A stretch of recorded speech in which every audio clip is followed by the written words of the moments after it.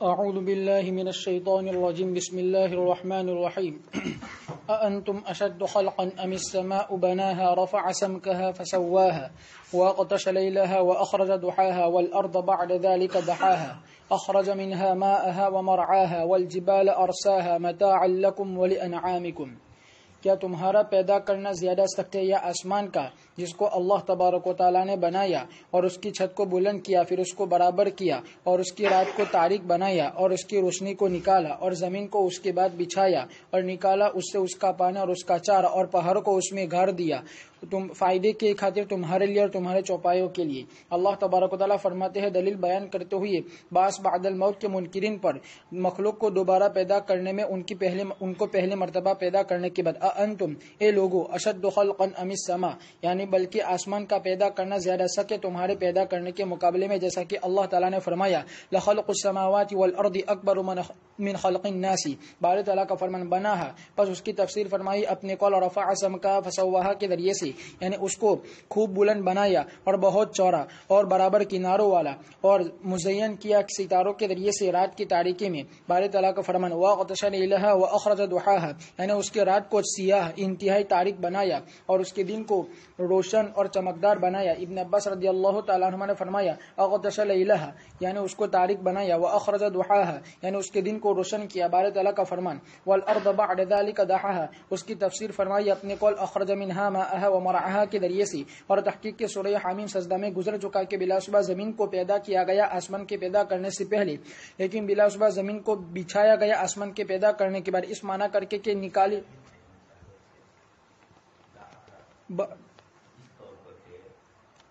اس طور پر کہ نکالا ان چیزوں کو جو اس میں تھی قوت سے فعل کی طرف. ابن عباس رضی اللہ تعالیٰ عنہما سے روایت کیا دحاہا، اور اس کو بچھایا، اور دحیون یہ ہے کہ نکالا اس سے پانی، اور دحیون یہ ہے کہ اس سے نکالا پانی اور چارہ اور اس میں نہروں کو جاری کر دیا اور اس میں پہاڑوں کو اور ریت کو اور راستوں کو اور تیلوں کو بنا دیا. بس یہی باری تعالیٰ کا فرمان والارض بعد ذلك دحاہا ہے، اور تحقیق کہ اس کی تفسیر وہاں گزر چکی. باری تعالیٰ کا فرمان والجبال ارساہا، یعنی اس کو مضبوط کر دیا اور اس کو جمع دیا اس کی جگہوں میں، اور وہ حکمت والا ہے، جاننے والا ہے، بہت زیادہ شفقت کرنے والا ہے، اپنے مخلوق پر نہایت رحم کرنے والا ہے. باری تعالیٰ کا فرمان متاعا لکم ولانعامکم، یعنی زمین کو بچھایا پھر اس کے چشموں کو جاری کیا. دحل ارض، زمین کا دحو فرمایا، پھر اس کے چشموں کو بہایا اور اس کی مخفی چیزوں کو ظاہر کیا اور اس کی نہروں کو جاری کیا اور اس کے کھیتوں کو اور اس کے درختوں کو اگایا اور اس کے پہاڑوں کو ثابت کر دیا تاکہ وہ مضبوط ہو جائے زمین والوں کو لے کر، اور زمین والوں کو اس میں قرار نصیب ہو جائے. اور یہ تمام کی تمام چیز فائدے کی چیز ہے اس کی مخلوق کے لیے اور ان چوپایوں کے لیے جس کی ان کو ضرورت پڑتی ہے، جس کو وہ کھاتے ہیں اور جس پر وہ سواری کرتے ہیں، اس کی طرف ضرورت کے وقت اس دار دنیا میں، یہاں تک کہ وقت ختم ہو جائے گا اور مدت پوری ہو جائے گی. فَإِذَا جَاءَتِ الطَّامَّةُ الْكُبْرَى يَوْمَ يَتَذَكَّرُ الْإِنسَانُ مَا سَعَى وَبُرِّزَتِ الْجَحِيمُ لِمَنْ يَرَى فَأَمَّا مَنْ طَغَى وَآثَرَ الْحَيَاةَ الدُّنْيَا فإن الجحيم هي المأوى وأما من خاف مقام ربه ونهى النفس عن الهوى فإن الجنة هي المأوى يسألونك عن الساعة أيان مرساها فيما أنت من ذكراها إلى ربك منتهاها إنما أنت منذر من يخشاها كأنهم يوم يرونها لم يلبثوا إلا عشية أو ضحاها. پھر جب بڑی مصیبت آئے گی تو اس دن انسان یاد کرے گا اس اعمال کو جو اس نے کیے، اور جہنم کھول دی جائے گی اس کے لیے جو وہ دیکھے. بہرحال وہ شخص جس نے سرکشی کی اور دنیاوی زندگی کو ترجیح دی تو بلا شبہ جہنمی اس کا ٹھکانہ ہے. بہرحال وہ شخص جو ڈرا اپنے رب کے سامنے کھڑا ہونے سے اور اپنے نفس کو روکا خواہشات سے تو بلا شبہ جنتی اس کا ٹھکانہ ہے. وہ آپ سے پوچھتے ہیں قیامت کے بارے میں کہ اس کا وقوع کب ہوگا، آپ کو کیا سروکار اس کو بیان کرنے کے بارے میں. آپ کے رب کی طرف اس کے علم کا منتہا ہے. بلا شبہ آپ تو صرف ڈرانے والے ہیں اسے جو اس سے ڈرے. جس دن وہ اس کو دیکھیں گے تو گویا کہ وہ نہیں ٹھہرے ہیں مگر ایک شام یا دن کی ایک صبح. اللہ تبارک و تعالیٰ فرماتے ہیں فَإِذَا جَاءَتِ الطَّامَّةُ الْكُبْرَى، اور یہ قیامت کا دن ہے. اس کو ابن عباس نے فرمایا کہ اس کا نام اس کے ساتھ رکھا گیا ہے اس لیے کہ یہ ہر خطرناک اور خوفناک معاملے کو عام ہوگی، جیسا کہ اللہ تبارک و تعالیٰ نے فرمایا وَالسَّاعَةُ أَدْهَىٰ وَأَمْرُ. تو ہر خطرناک اور دہشتناک معاملے کو توڑے گی. جیسا کہ اللہ تعالیٰ نے فرمایا والساعۃ ادھیٰ وامر یوم یتذکر الانسان ما سعی، یعنی اس وقت ابن آدم یاد کرے گا اپنے تمام اعمال کو، اچھے اور برے. جیسا کہ اللہ تبارک و تعالیٰ نے فرمایا یومئذ یتذکر الانسان وانى له الذکر وبرزت الجحیم لمن یری، یعنی دیکھنے والوں کے لیے ظاہر کر دی جائے گی، پس لوگ اس کو کھلم کھلا دیکھیں گے. فاما من طغى، یعنی جس نے حد درمی کی سرکشی کی، واثر الحیات الدنیا، یعنی اس کو مقدم کیا دینی معاملے پر اور اخروی زندگی پر، فإن الجحیم ہی المأوى، پھر بلا شبہ لوٹایا جائے گا جہنم کی طرف، اور بلا شبہ ان کا کھانا زقوم میں سے ہوگا اور ان کا پینا گرم پانی میں سے ہوگا. واما من خاف مقام ربه ونهى النفس عن الهوى، یعنی جو ڈرا اللہ تعالیٰ کے سامنے کھڑا ہونے سے اور ڈرا اس سلسلے میں اللہ تبارک و تعالیٰ کے فیصلے سے، اور اپنے نفس کو روکا خواہشات سے اور اس کو روتلایا اپنے مولا کی اطاعت کی طرف، فإن الجنة هي المأوى، یعنی اس کا پلٹنا اور اس کا جانا کشادہ جنت کی طرف ہوگا. پھر اللہ تبارک و تعالیٰ نے فرمایا يسألونك عن الساعة أيان مرساها فيما أنت من ذكراها إلى ربك منتهاها، یعنی آپ کے پاس اس کا علم نہیں ہے اور نہ مخلوق میں سے کسی کے پاس، بلکہ اس کو لوٹایا جائے گا اللہ تبارک و تعالیٰ کی طرف، بس وہی ذات ہے جو اس کے وقت کو جانتی ہے متعینہ طور پر. قل انما علمها عند اللہ، اور یہاں فرمایا الى ربک منتهاها، اس لیے جب پوچھا جبرائیل علیہ الصلوۃ والسلام نے رسول اللہ صلی اللہ علیہ وسلم سے قیامت کے وقت کے بارے میں، تو آپ نے فرمایا کہ مل مسئول عنها باعلم من السائل، کہ جس سے سوال کیا گیا ہے وہ زیادہ نہیں جانتا ہے سائل سے. باری تعالیٰ کا فرمان انما انت منذر من یخشاها، یعنی بلا شبہ آپ کو بھیجا ہے تاکہ آپ لوگوں کو ڈرائے اور ان کو ڈرائے اللہ تعالیٰ کے عذاب سے اور اس کی پکڑ سے. پر جو شخص ڈرا اللہ تعالیٰ سے اور اس کے سامنے کھڑا ہونے سے ڈرا اور اس کے وعید سے اور آپ کی اتباع کی، تو وہ کامیاب ہو گیا. اور ناکامی اور نامرادی ہوگی اس شخص کے لیے جس نے آپ کی تکذیب کی اور آپ کی خلاف ورزی کی. باری تعالیٰ کا فرمان کأنہم یوم یرونها لم یلبثوا الا عشیۃ او ضحاها، یعنی جب وہ اپنی قبروں سے کھڑے ہوں گے محشر کی طرف تو وہ دنیاوی زندگی کی مدت کو کم سمجھیں گے، یہاں تک کہ گویا کہ ان کے نزدیک دین کی ایک شام یا دین کی ایک صبح ہوگی. ابن عباس رضی اللہ تعالیٰ عنہما نے فرمایا کہ جہاں تک عشیہ کا تعلق ہے تو وہ ظہر کے درمیان سے لے کر غروب شمس تک کے وقت کو کہتے ہیں، او ضحاها، اور یہ طلوع شمس سے لے کر نصف النہار تک کے وقت کو کہتے ہیں. اور امام قتادہ نے فرمایا کہ یہ دنیا کا وقت لوگوں کی آنکھوں میں اس وقت ہوگا جبکہ وہ آخرت کا معائنہ کریں گے.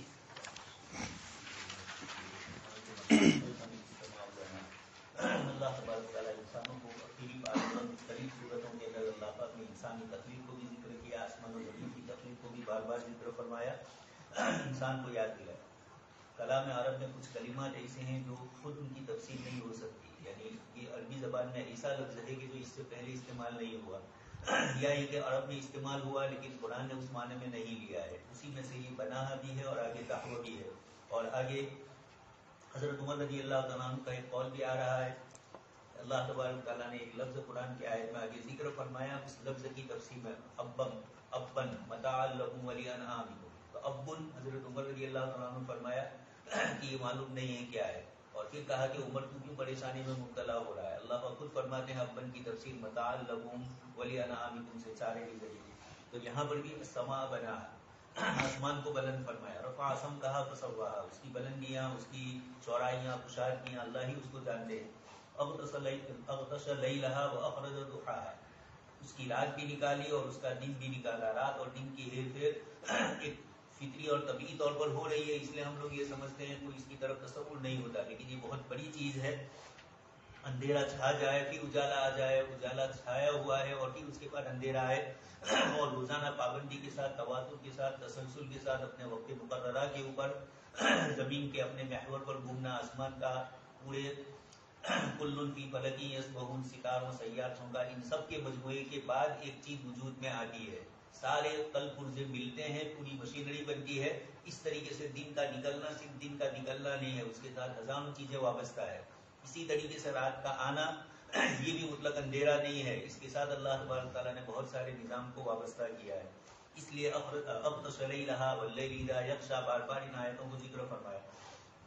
زمین کا اس کے بعد دحوہ فرمایا. زمین تو پیدا ہو چکی تھی اور پھر اس کے بعد آسمان کی تخلیق ہوئی، لیکن زمین کی نفس پیدائش ہو چکی تھی، اس کے بعد اس کا دحوہ باقی تھا. اور زمین کا دحوہ کیا ہے اس کو خود قرآن کریم میں آگے اخرج منہا ماءہا، یہ دحون کی تفسیر ہے. ارون شوری نے لفظ دحون کے اوپر بہت بکواس کی ہے، اس کو صحیح سمجھ میں نہیں آیا، تو وحید الدین خان صاحب نے اس کے جواب کے اندر سائنٹیفک طریقے سے اس کی کتاب ہے دی ورلڈ آف فتواز، اور اس کے اندر اس نے اسلامی فتاوا پر بھی اشکال کیا اور یہ معاشیات کا آدمی تھا، لیکن اس کے بجائے وہ آسمانی سائنسی دنیا میں اسلام پر اشکال کرنے لگا، تو اس کا جواب دعوت سے تو رفیق زکریا صاحب نے بھی دیا، لیکن وحید الدین خان صاحب نے جو جواب دیا وہ سائنسی اعتبار سے، اور انہوں نے کہا کہ تحول کی تفسیر وہ نہیں ہے جو وہ سمجھا ہے، اور خود قرآن آگے بتلا رہا ہے۔ تو زمین کی تخلیق کے بعد زمین میں اللہ پاک نے پانی ڈالا، چراگاہیں ڈالی، پہاڑ اس میں گاڑے، یہ ساری جتنی چیزیں ہیں اس کو کہا جاتا ہے دعوت زمین کا۔ تو آیت کی تفسیر خود اللہ تبارک تعالیٰ نے فرمائی، یہ ایسے مقامات پر ہوتا ہے جبکہ وہ لغات عجیب اور ایسی لغات ہوتی ہے جو اہل لسان کی یہاں کم معروف ہو۔ فَإِذَا جَاءَتِ الطَّامَّةُ الْكُبْرىٰ، اللہ طامۃ یہ قیامت کے ناموں میں سے ہے، اور اس لیے کہ طامۃ تم یتم تتم اس کا معنی ہے چورے چورا کرنا، تو قیامت بھی یہ کرنے والی ہے۔ یوم یتذکر الانسان ما سعی، انسان اس دن جو کچھ کوشش کی ہے اس کو یاد کرے گا، اچھی ہے تو اچھی اور بری ہے تو بری، لیکن عموماً یتذکر الانسان اسی وقت آتا ہے جبکہ گناہ اور برائیوں والی چیز ہو۔ جہنم سب کے سامنے کھول دی جائے گی، لمن یرا، جو بھی دیکھے، مراد ہے کہ سب کو ہی دیکھنا ہے اس کو، یہ کوئی شرط نہیں ہے کہ جتنے دیکھیں گے وہی جہنم ان کے سامنے آئے گی۔ فَأَمَّا مَن طَغَىٰ، اب دونوں چیزیں ذکر کی، دنیاوی زندگی کو ترجیح دی تو جہنم ان کا ٹھکانہ، اور جنہوں نے اللہ کے سامنے کھڑے ہونے سے ڈر محسوس کیا، اور وَنَهَى النَّفْسَ عَنِ الْهَوَىٰ، کبھی یہ ہوتا ہے کہ دل میں خوف تو آ جاتا ہے لیکن گناہ سے بچتا نہیں ہے، جب گناہ ہوتا ہے تو ہو جاتا ہے، یا وہ نیکی کا جو کام کرنا ہوتا ہے وہ نہیں ہوتا، اس لیے آگے ایک اور بات بڑھا دیا، وَنَهَى النَّفْسَ، اپنے آپ کو عملی شکل میں روکنا ہوگا۔ یسألونک عن الساعۃ ایان مرساہا، قیامت کب آئے گی؟ اللہ تبارک تعالیٰ فرماتے ہیں فیم انت من ذکرہا، یہ نہیں کہنا چاہتے ہیں کہ قیامت سے آپ کو کوئی لینا دینا نہیں، بلکہ یہ کہنا چاہتے ہیں کہ قیامت آئے گی اس کی اطلاع مجھے آپ کو دینا ہے، کب آئے گی اس کا مجھ سے کوئی تعلق نہیں، جس ذات نے اس کو پیدا کیا وہی اس کو لانے والا ہے۔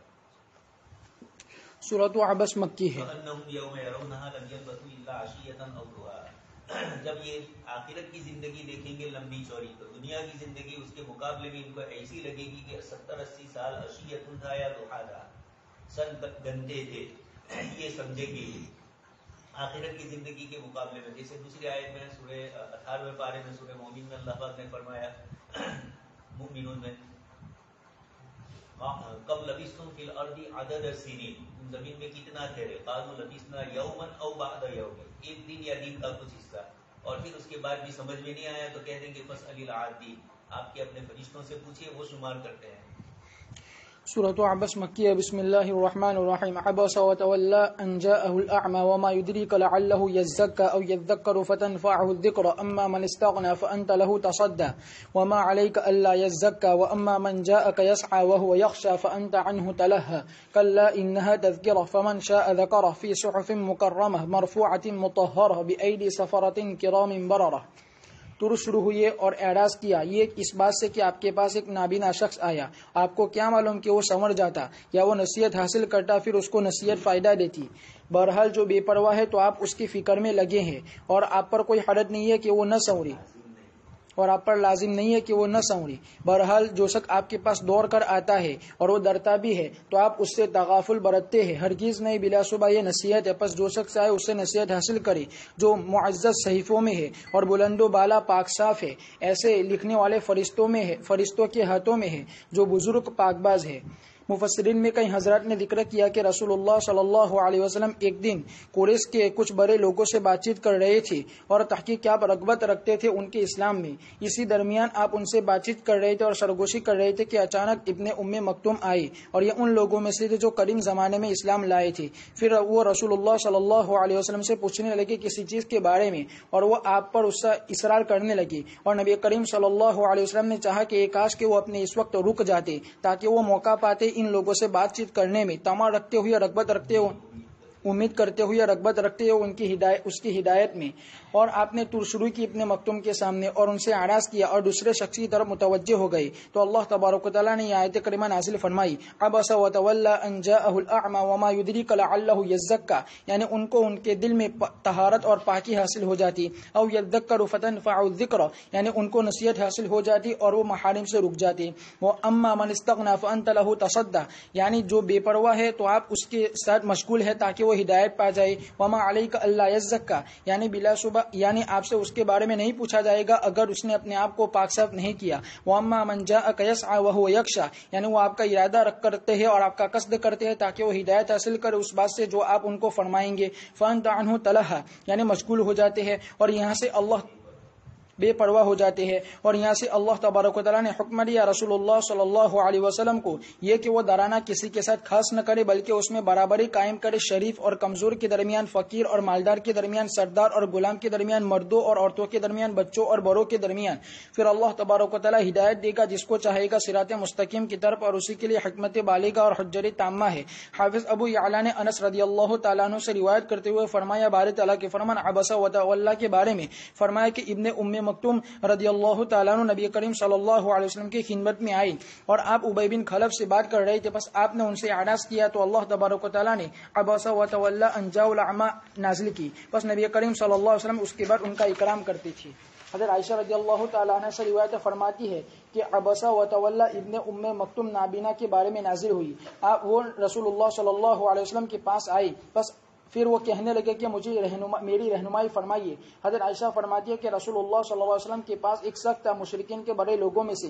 فرماتی ہے کہ پھر نبی کریم صلی اللہ علیہ وسلم ان سے اعراض کرنے لگے اور دوسرے شخص کی طرف متوجہ ہو گئی اور فرمانے لگی کیا تو کوئی حرج سمجھتا ہے اس بات میں جو میں کہتا ہوں؟ بس وہ کہتا رہا کہ نہیں. بس اسی سلسلے میں یہ آیت کریم عبس و تولى نازل ہوئی. اسی طرح سلف اور خلف میں سے کئی حضرت نے ذکر کیا ہے کہ یہ آیت کریمہ نازل ہوئی ہے ابن ام مکتوم کے بارے میں اور مشہور یہ ہے کہ ان کا نام عبداللہ ہے. بارے تعالیٰ کا فرمان کلا انہا تذکرہ یعنی یہ لازمی حکم ہے لوگوں کے درمیان مساوات قائم کرنے کا علم کو پہنچانے میں ان کے شریف اور کمزوروں کے درمیان.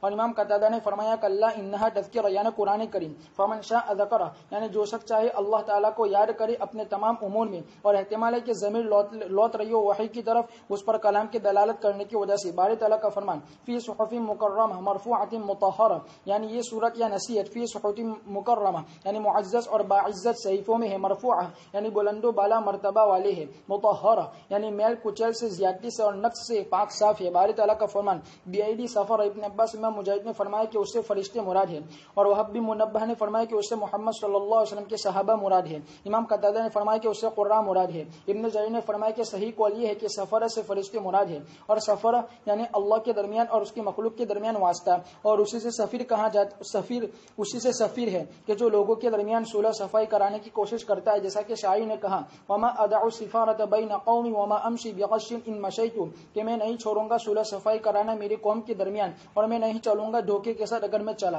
امام بخاری نے فرمایا کہ سفر سے فرشتے مراد ہے. سفر تو یعنی میں نے ان کے درمیان صلح کی اور فرشتوں کو قرار دیا گیا جب وہ اللہ تعالیٰ کی اس لیے کہ اللہ کی وحی کو لے کر اترتے ہیں اور اس کو پہنچاتے ہیں اس سفیر کی طرح جو لوگوں کے درمیان صلح کراتا ہے. بارے تعالیٰ کا فرمان کرام بررہ یعنی ان کی پیدائش بڑی عظمت والی ہے اور ان کے اخلاق نیک ان کی تخلیق بڑی عظمت والی ہے اور ان کے اخلاق نیک اور پاک ہے. اور صحیح حدیث میں ہے کہ وہ آدمی جو قرآن کریم کو پڑھتا ہے اس حال میں کہ اس کا ماہر ہے تو وہ معزز پاک صاف فرشتوں کے ساتھ ہوگا اور وہ آدمی جو اس کو پڑھتا ہے حالانکہ وہ اس پر دشوار گزرتا ہے تو اس کے لیے 2 اجر ہے.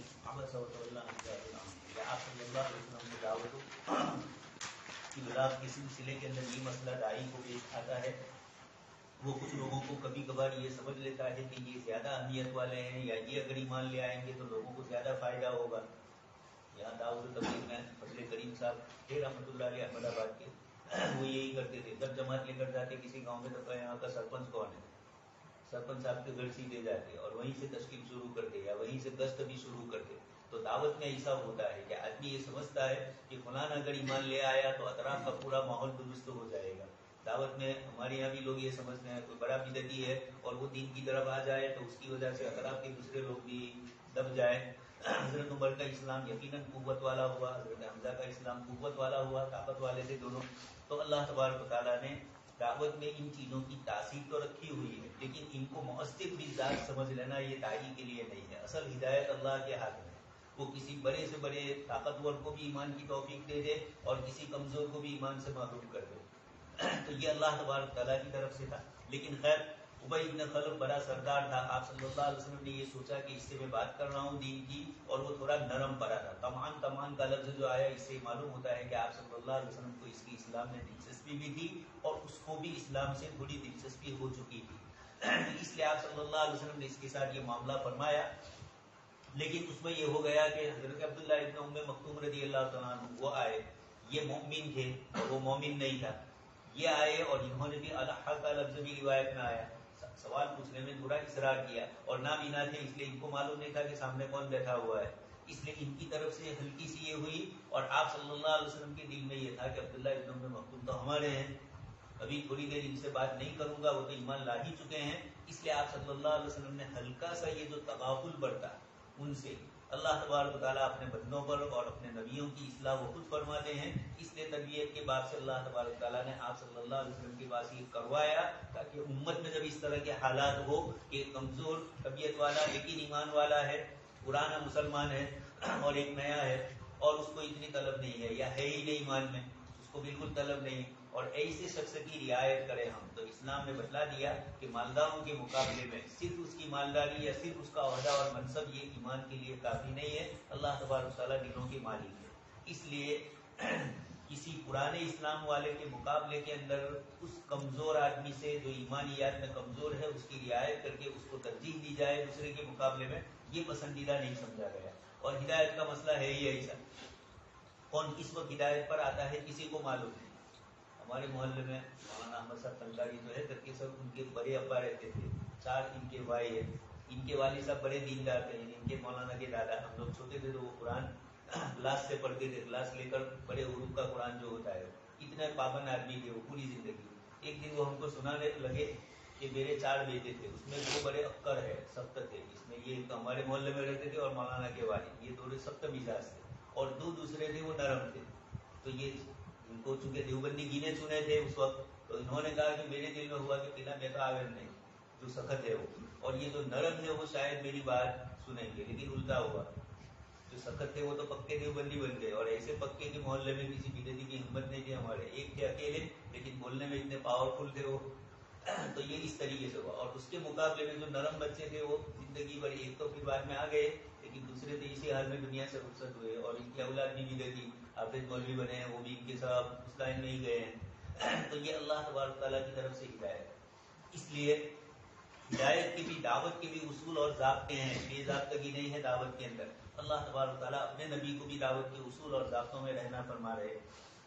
الفاظ جو استعمال کیے یہ اللہ پاک کی طرف سے ہے, اس لیے ان الفاظ کے پیچھے نہیں پڑنا ہے. وَأَمَّا مَنِ اسْتَغْنَىٰ فَأَنتَ لَهُ تَصَدَّىٰ, کہ وہ نہیں مان رہا تھا پھر بھی آپ اس کی طرف ادھر ہی جا رہے تھے, یہ مراد نہیں ہے. اتنی ہلکی سی بات تو ضرور ہے. وَمَا عَلَيْكَ أَلَّا يَزَّكَّىٰ, وہ ایمان لائے کہ نہ لائے آپ کے ذمہ نہیں ہے, آپ کے ذمہ تو پہنچانا تھا, آپ نے پہنچا دیا تھا. عبداللہ ابن ام مکتوم ایمان لا چکے تھے, اس لیے ان کی طرف ترجیح ان کو زیادہ دی ہے. آگے اس کے بعد اللہ پاک فرماتے ہیں کلا انہا تذکرہ. اب یہ کلا اگلی بات کے ردا کے لیے آتا ہے, رد کرنے کے لیے, سختی کے ساتھ رد کرنے کے لیے, رد ان کے لیے یہ لفظ کلا استعمال ہوتا ہے.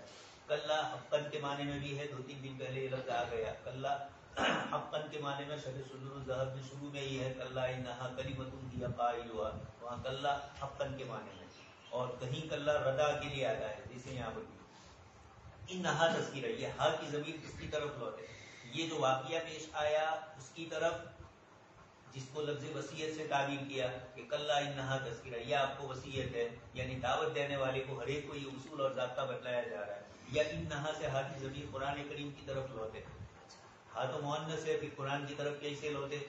تو عربی زبان میں ایسا ہوتا ہے کہ ایک لفظ ایک سے زائد الفاظ میں استعمال ہوتا ہے, مذکر کے الفاظ میں بھی استعمال ہوتا ہے, مؤنث کے لیے بھی. تو جب اس کو مذکر والے معنی میں لیں گے تو مذکر کی ضمیر, مؤنث والے معنی میں لیں گے تو مؤنث والی ضمیر استعمال ہوتی ہے. تو اس لیے کچھ حضرات نے انہا سے قرآن کریم کی مراد لیا.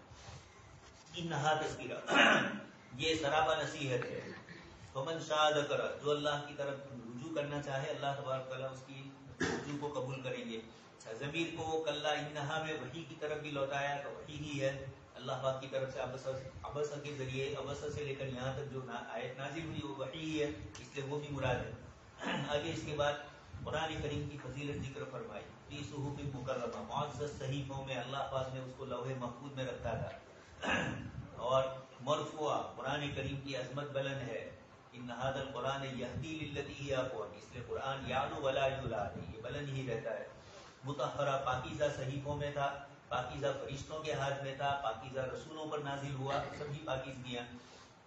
بیعیدی سفر، فرشتوں کو یہاں سفرہ کہا گیا، اور سفیر کا مفہوم بھی بتلایا جو دو آدمیوں کے درمیان بات کو منتقل کرے. جبرائیل علیہ السلام آپ صلی اللہ علیہ وسلم کے پاس اللہ کے واسطے سے آئے، آپ صلی اللہ علیہ وسلم امت کے پاس اللہ پاک کی طرف سے آئے، تو اللہ کے نبی بھی سفیر ہوئے اور حضرت جبرائیل علیہ السلام بھی سفیر ہوئے. لیکن سفیر کا وہ معنی جو آج کل انگلش میں اور گجراتی میں بولا جاتا ہے ایمبیسڈر، وہ مراد نہیں ہے. یہاں وہ تو ہر ملک کا اپنا سفیر ہوتا ہے، اس کو ایمبیسڈر کہا جاتا ہے. یہاں جو مراد ہے وہ اللہ کا پیغام، اور اس میں پیغام میں بھی صرف پہنچانے والا نہیں، ذمہ دار بن کر وہ جا رہا ہے. وہ خود صاحب شریعت ہے، نبی ہے. جبرائیل علیہ السلام خود اللہ پاک کی طرف سے مکلف ہے قرآن کریم کو حضور تک پہنچانے کی. قتل الإنسان ما أكفره من أي شيء خلقه من نطفة خلقه فقدره ثم السبيل يسره ثم أماته فأقبره ثم إذا شاء أنشره كلا لما يقض ما أمره فلينظر الإنسان إلى طعامه أنا صببنا الماء صبا ثم شققنا الأرض شقا فأنبتنا فيها حبا وعنبا وقضبا وزيتونا ونخلا وحدائق غلبا وفاكهة وأبا متاعا لكم ولأنعامكم.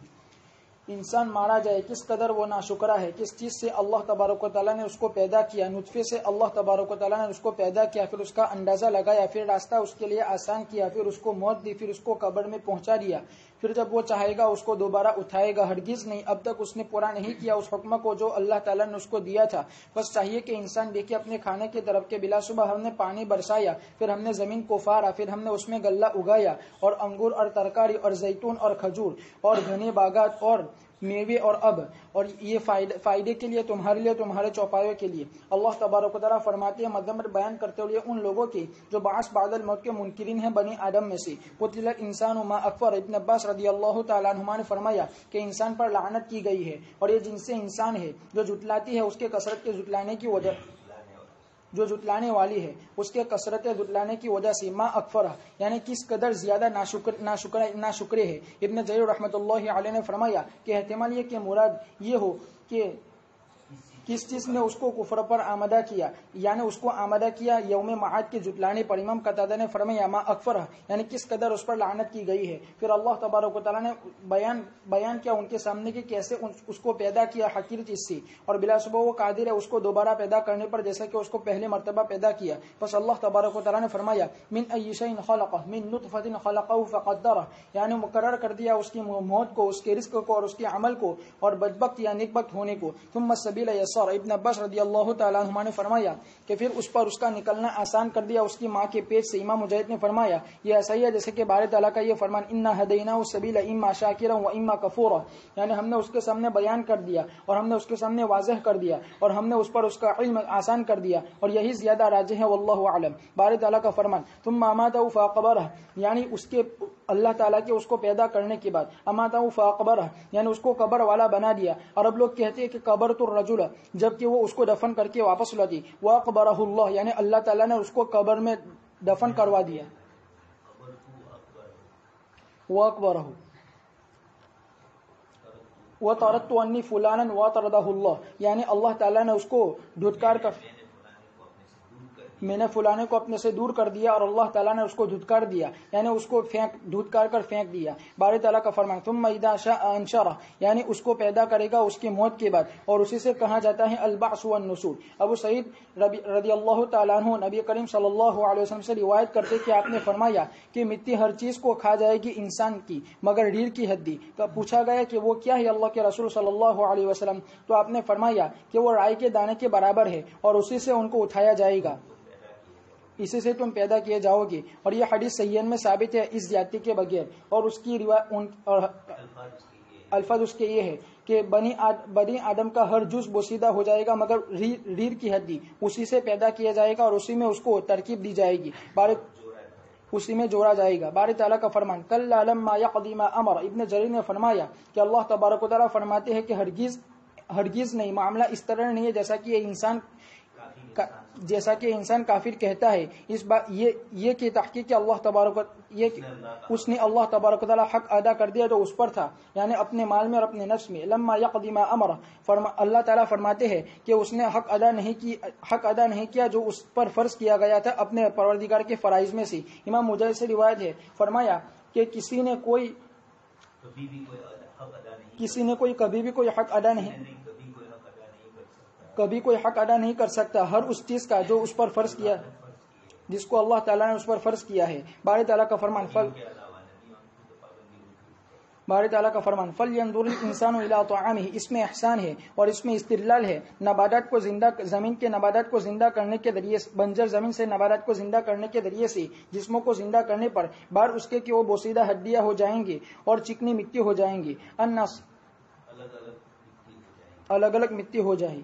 انا صببنا الماء صبا، یعنی ہم نے اس کو نازل کیا آسمان سے زمین پر. ثم شققنا الارض شقا، یعنی ہم نے اس کو ٹھہرایا اس میں، پھر اس کی جڑ میں داخل کیا، بس پھر وہ اگ نکلا اور بلند ہوا اور سطح زمین پر ظاہر ہوا. فانبتنا فیہا حبا وعنبا وقضبا، بس حب ہر اس کو کہتے ہیں جس کو دانوں میں سے شمار کیا جائے، اور عنب تو مشہور ہے، اور قض وہ گھاس ہے جس کو چوپائے کھاتے ہیں ترو تازہ، اور اسی کو القطو بھی کہا جاتا ہے.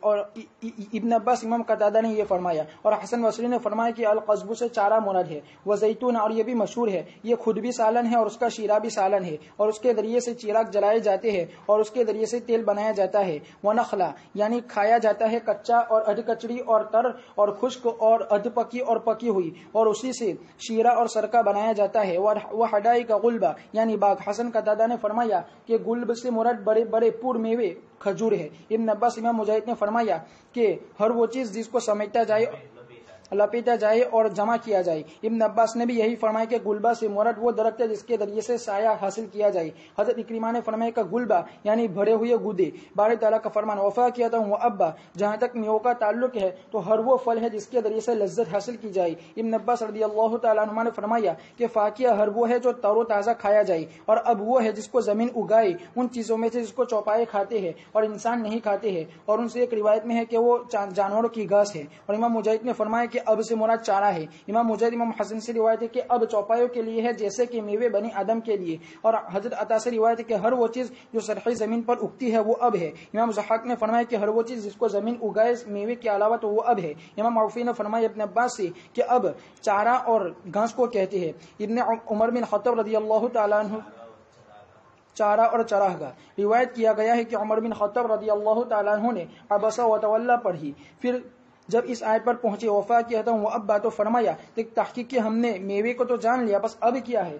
پھر کہا کہ تمہاری عمر کی قسم، یہ تمہاری قسم ہے ابن خطاب، بلا شبہ یہ تو تکلف ہے، یعنی یہ محمول کیا جائے گا اس بات پر کہ بلا شبہ انہوں نے یہ تو جان لیا کہ اس کی شکل، اس کی جنس اور اس کی ذات کیسے ہوگی، ورنہ تو وہ جانتے تھے کہ وہ زمین کی نباتات میں سے ہے. باری تعالیٰ کی فرمان فانبتنا فیہا حبا وعنبا وقضبا وزیتونا ونخلا وحدائق غلبا وفاکہۃ وابا کی وجہ سے. اور باری تعالیٰ کا فرمان متاعا لکم ولانعامکم، یعنی تمہارے زندگی کے لیے اور تمہارے چوپایوں کے لیے اس دار میں قیامت کے دن تک.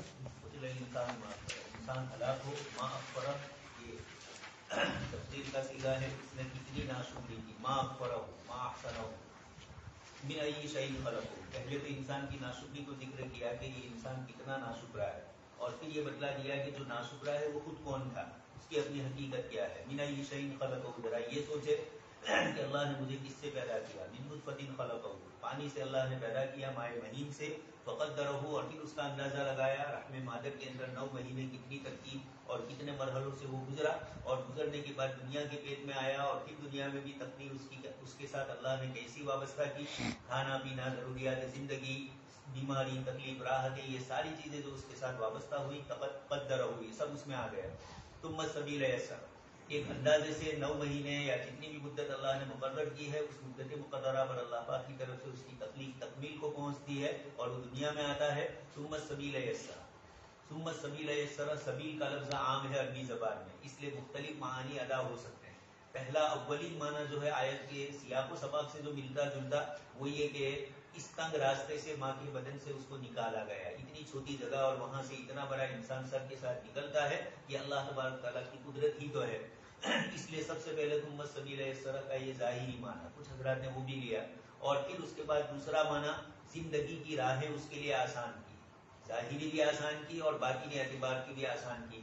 زندگی کے مسائل میں بھی، دینیات اور دنیاوی کام کاج اور امور کے اندر بھی اللہ تبارک تعالیٰ نے اس کے مسائل حل کر دیے. تو السبیل یسر، جیسے سورہ طلاق کے اندر آپ سن چکے ہیں کہ اللہ تبارک تعالیٰ نے فرمایا کہ جو وَمَن يَتَّقِ اللَّهَ يَجْعَل لَّهُ مخرجا. اب یہ مخرج کا لفظ آیا، اس میں سارے معنی ادا ہو گئے. مخرج تجوید والا نہیں ہے صرف، یہ مخرج یہاں پر زندگی کی ہر راہ میں جو آسانی اس کے لیے.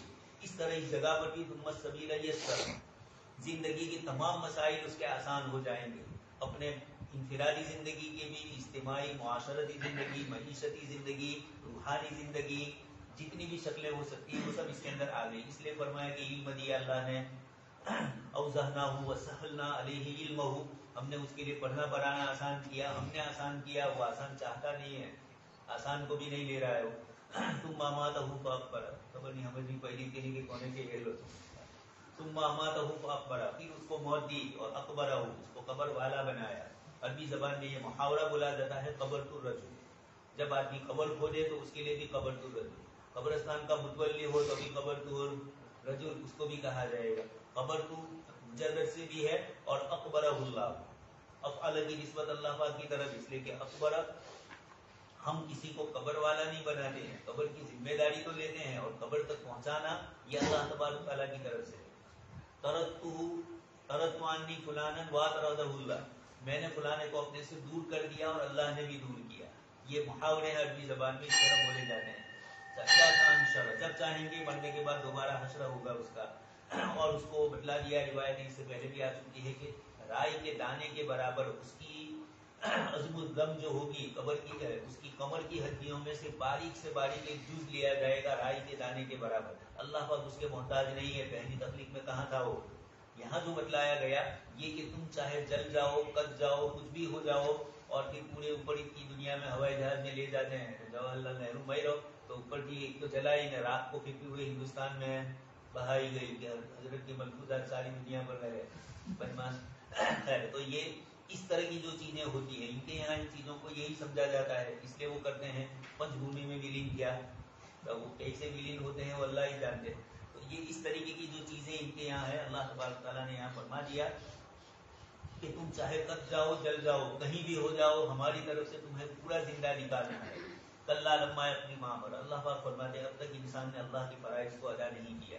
اسی کو آگے ذکر کیا گیا کہ انسانوں میں سے کوئی بھی ایسا نہیں ہے جو یہ کہے کہ 100% اللہ کے احکام کے ہم پابند ہوئے.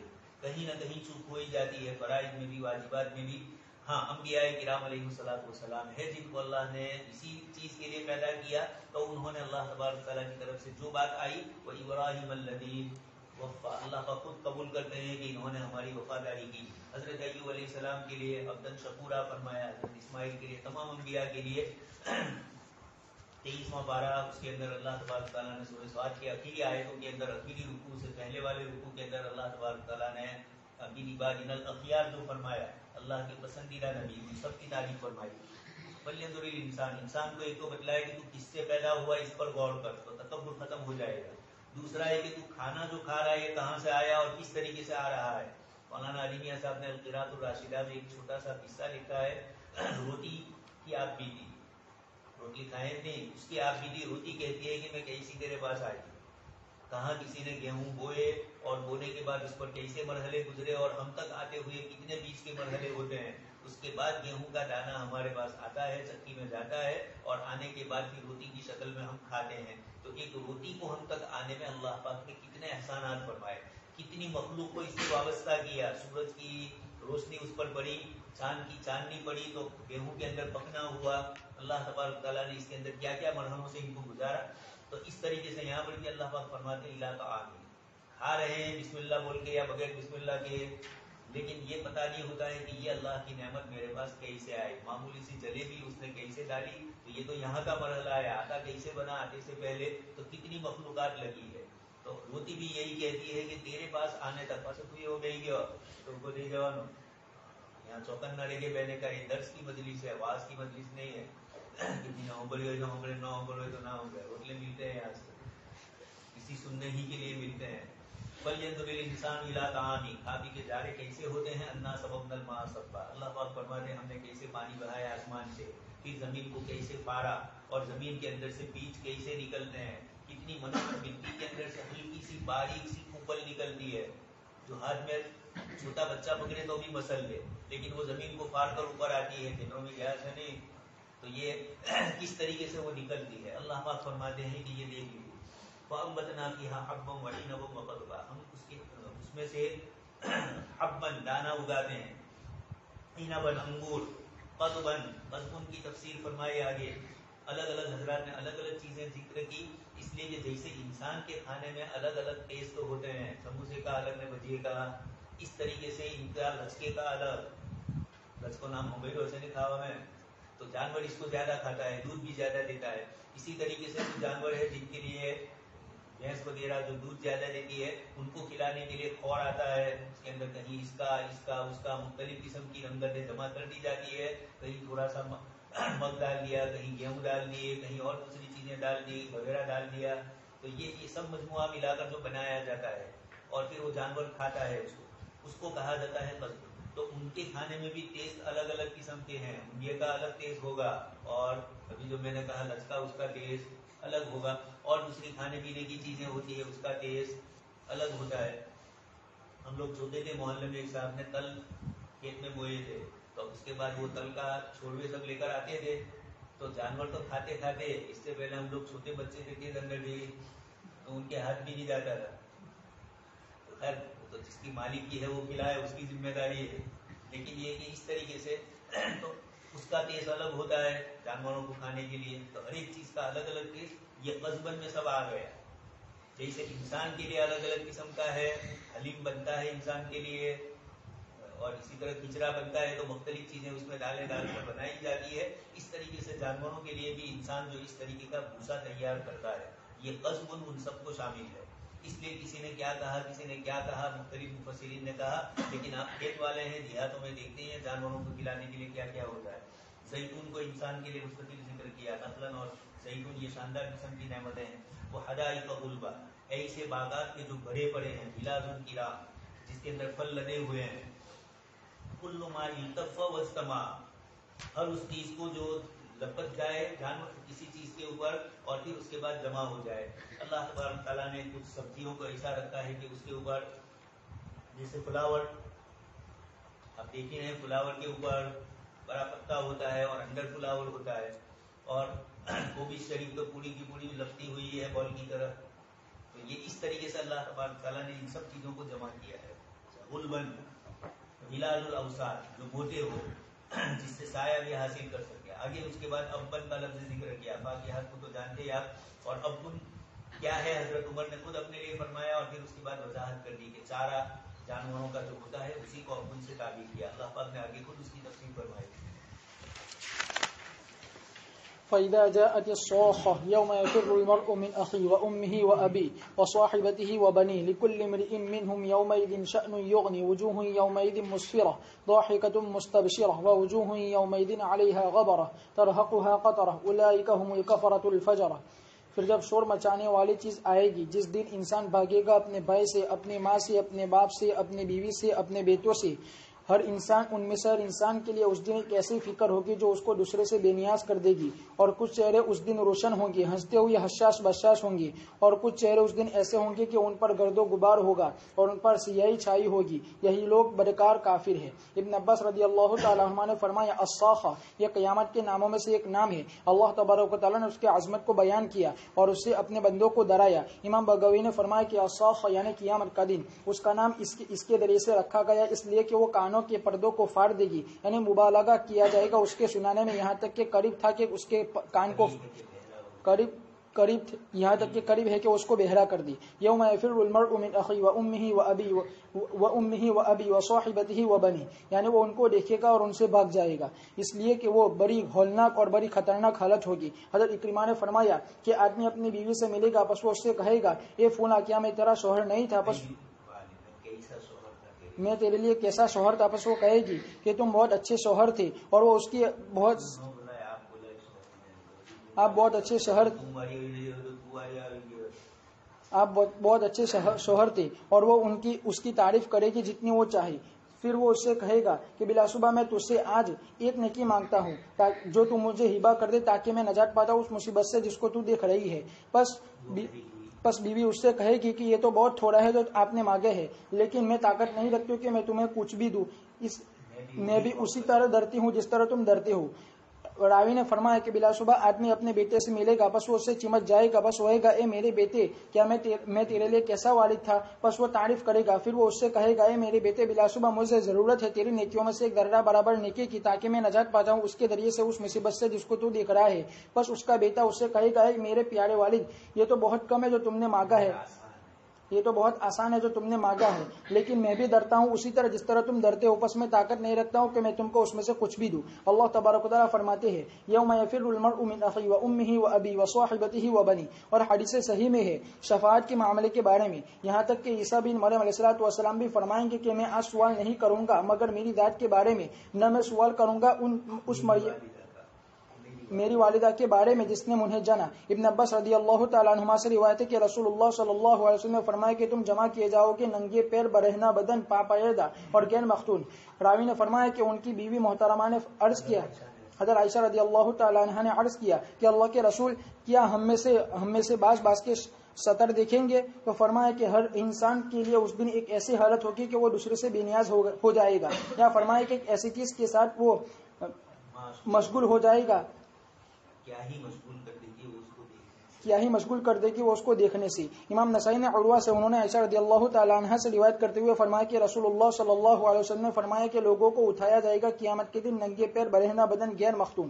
بس حضرت عائشہ رضی اللہ تعالیٰ عنہ نے عرض کیا اللہ کے رسول پس ہماری سطروں کا کیا حال ہوگا؟ تو آپ نے فرمایا کہ ہر انسان ان میں سے ہر ایک انسان کی اس دن ایک ایسی حالت ہوگی وہ جو اس کو دوسرے سے بے پرواہ کر دے گی. انس بن مالک رضی اللہ تعالیٰ عنہ سے روایت ہے کہ میں نے پوچھا حضرت عائشہ رضی اللہ فرمایا کہ عائشہ رضی اللہ تعالیٰ عنہ نے رسول اللہ صلی اللہ علیہ وسلم سے پوچھا، فرماتی ہے کہ اللہ کے رسول صلی اللہ علیہ وسلم میرے ماں باپ آپ پر قربان ہو، بلا شبہ میں آپ سے پوچھوں گی ایک بات کے بارے میں، بس آپ مجھے بتلائیے اس کے بارے میں. آپ نے فرمایا اگر میرے پاس اس کے بارے میں علم ہوگا. فرماتی ہے کہ عرض کیا یا اللہ کے نبی صلی اللہ علیہ وسلم کیسے لوگوں کو جمع کیا جائے، مردوں کو جمع کیا جائے گا؟ تو فرمایا کہ ننگے پیر، برہنہ بدن. پھر میں تھوڑی دیر رک گئی، پھر میں نے عرض کیا اللہ کے رسول کیسے عورتوں کو جمع کیا جائے گا؟ فرمایا اسی طرح ننگے پیر اور برہنہ بدن.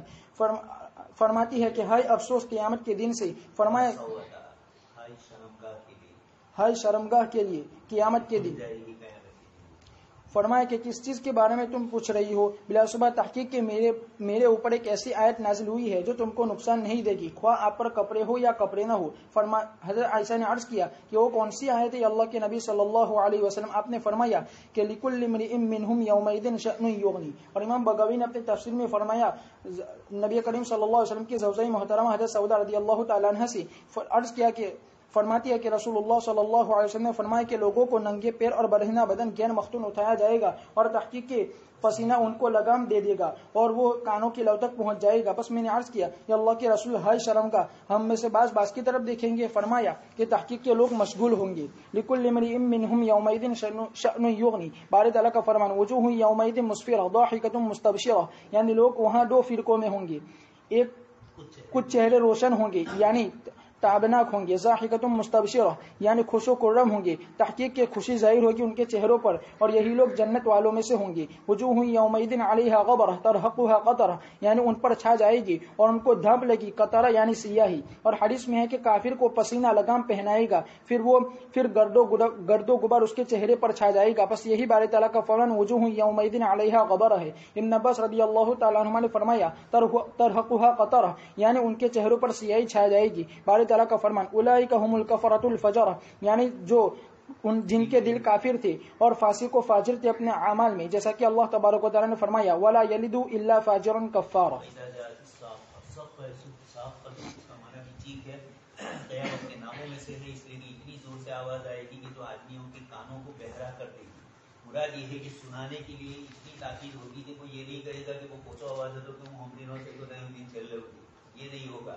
ہر آدمی کو سنایا جائے گا اور ایسا زور سے سنایا جائے گا کہ کان پھٹ جائے، اتنی زور سے بات ہوگی. اللہ کے فرشتے کہیں یا وہ چیز جیسے بھی جہاں سے بھی اللہ کی طرف سے اس کا انتظام ہوگا. اور وہ دن پھر کیسا ہوگا، یا پھر المرء من اخیہ، دنیا میں جتنی محبتوں کے دعوے ہوتے ہیں وہ سب وہاں جا کر ختم ہو جائیں گے. اس لیے ترتیب فرمائی سب سے پہلے من اخیہ و امہ و ابیہ و صاحبتہ و بنی. اصل بچپن ہوتی ہے تو اس وقت بچپن میں بھائیوں میں محبتیں ہوتی ہے، ماں باپ میں ہوتی ہے، لیکن جب آ جاتی ہے چوتلے والی تو پھر صاحبتہ و بنی، اور پھر اس کے بعد چوزے، تو پھر ان کی محبتیں وابستہ زیادہ ہو جاتی ہے ماں باپ کے مقابلے میں، بھائیوں کے مقابلے میں. ترقی من الادنی الی الاعلی، نیچے سے اوپر یا اوپر سے نیچے یا زمانے کی ترتیب کے اعتبار سے اس طرح مفسرین نے ذکر کیا ہے. آگے اللہ پاک فرماتے ہیں لکل امرئ منہم یومئذ شأن یغنیہ، ہر ایک کا اپنا حال ایسا ہوگا کہ دوسرے سے بے پرواہ ہو جائے گا، دوسرے کی کوئی فکر نہیں ہوگی. آپ کو 2-3 دن پہلے کہہ چکا ہوں، حضرت شیخ رحمۃ اللہ علیہ نے آپ کی میں دہلی ریلوے اسٹیشن پر بتلایا 1947 کے اندر کے جا رہے ہیں پاکستان، اور اولاد کو یہاں چھوڑ کے کہ مستقبل میں اللہ نے اولاد لکھی ہوگی تو وہاں ہوگی. تو یہ آدمی دنیا میں ایسا کر لیتا ہے، دو ہی کرتی تھی نہیں کہ مریضوں نے پیلی جی جائے بتی بھول تھی گئی بھینس نے سنگڑے کے اندر ڈال دیا، دو ہی ہو بیٹی کا پیلو جائے اس دارو تو بگلو بولو روح قبض کرنے والا فرشتہ تو کہ انہوں نے یہاں. اس لیے دنیا میں بولنا بہت ہے کہ جینا مرنا ساتھ میں، لیکن کوئی مرتے نہیں نہ کوئی جیتے، سب اپنی غرض کے ساتھ وابستگی ہوتی ہے. محبت بھی حقیقت میں اپنے ہی لیے ہے، چاہے کسی سے ہے، کچھ سمجھ رہے ہیں. اس لیے جو لوگ حد سے زیادہ یہ کہتے ہیں کہ ہم تمہارے لیے مر جائے، تو تیرے دل میں اس کی محبت ایسی آئی کہ تو چھوڑ نہیں سکتا ہے.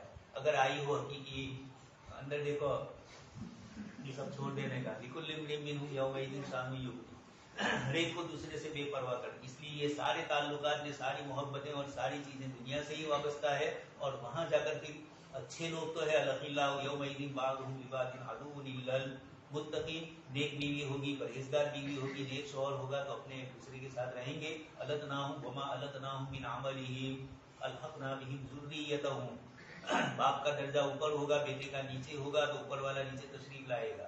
یا اللہ پاک دونوں کو برابر کے درجے میں کر دیں گے، کسی کے عمل میں سب کم نہیں کریں گے.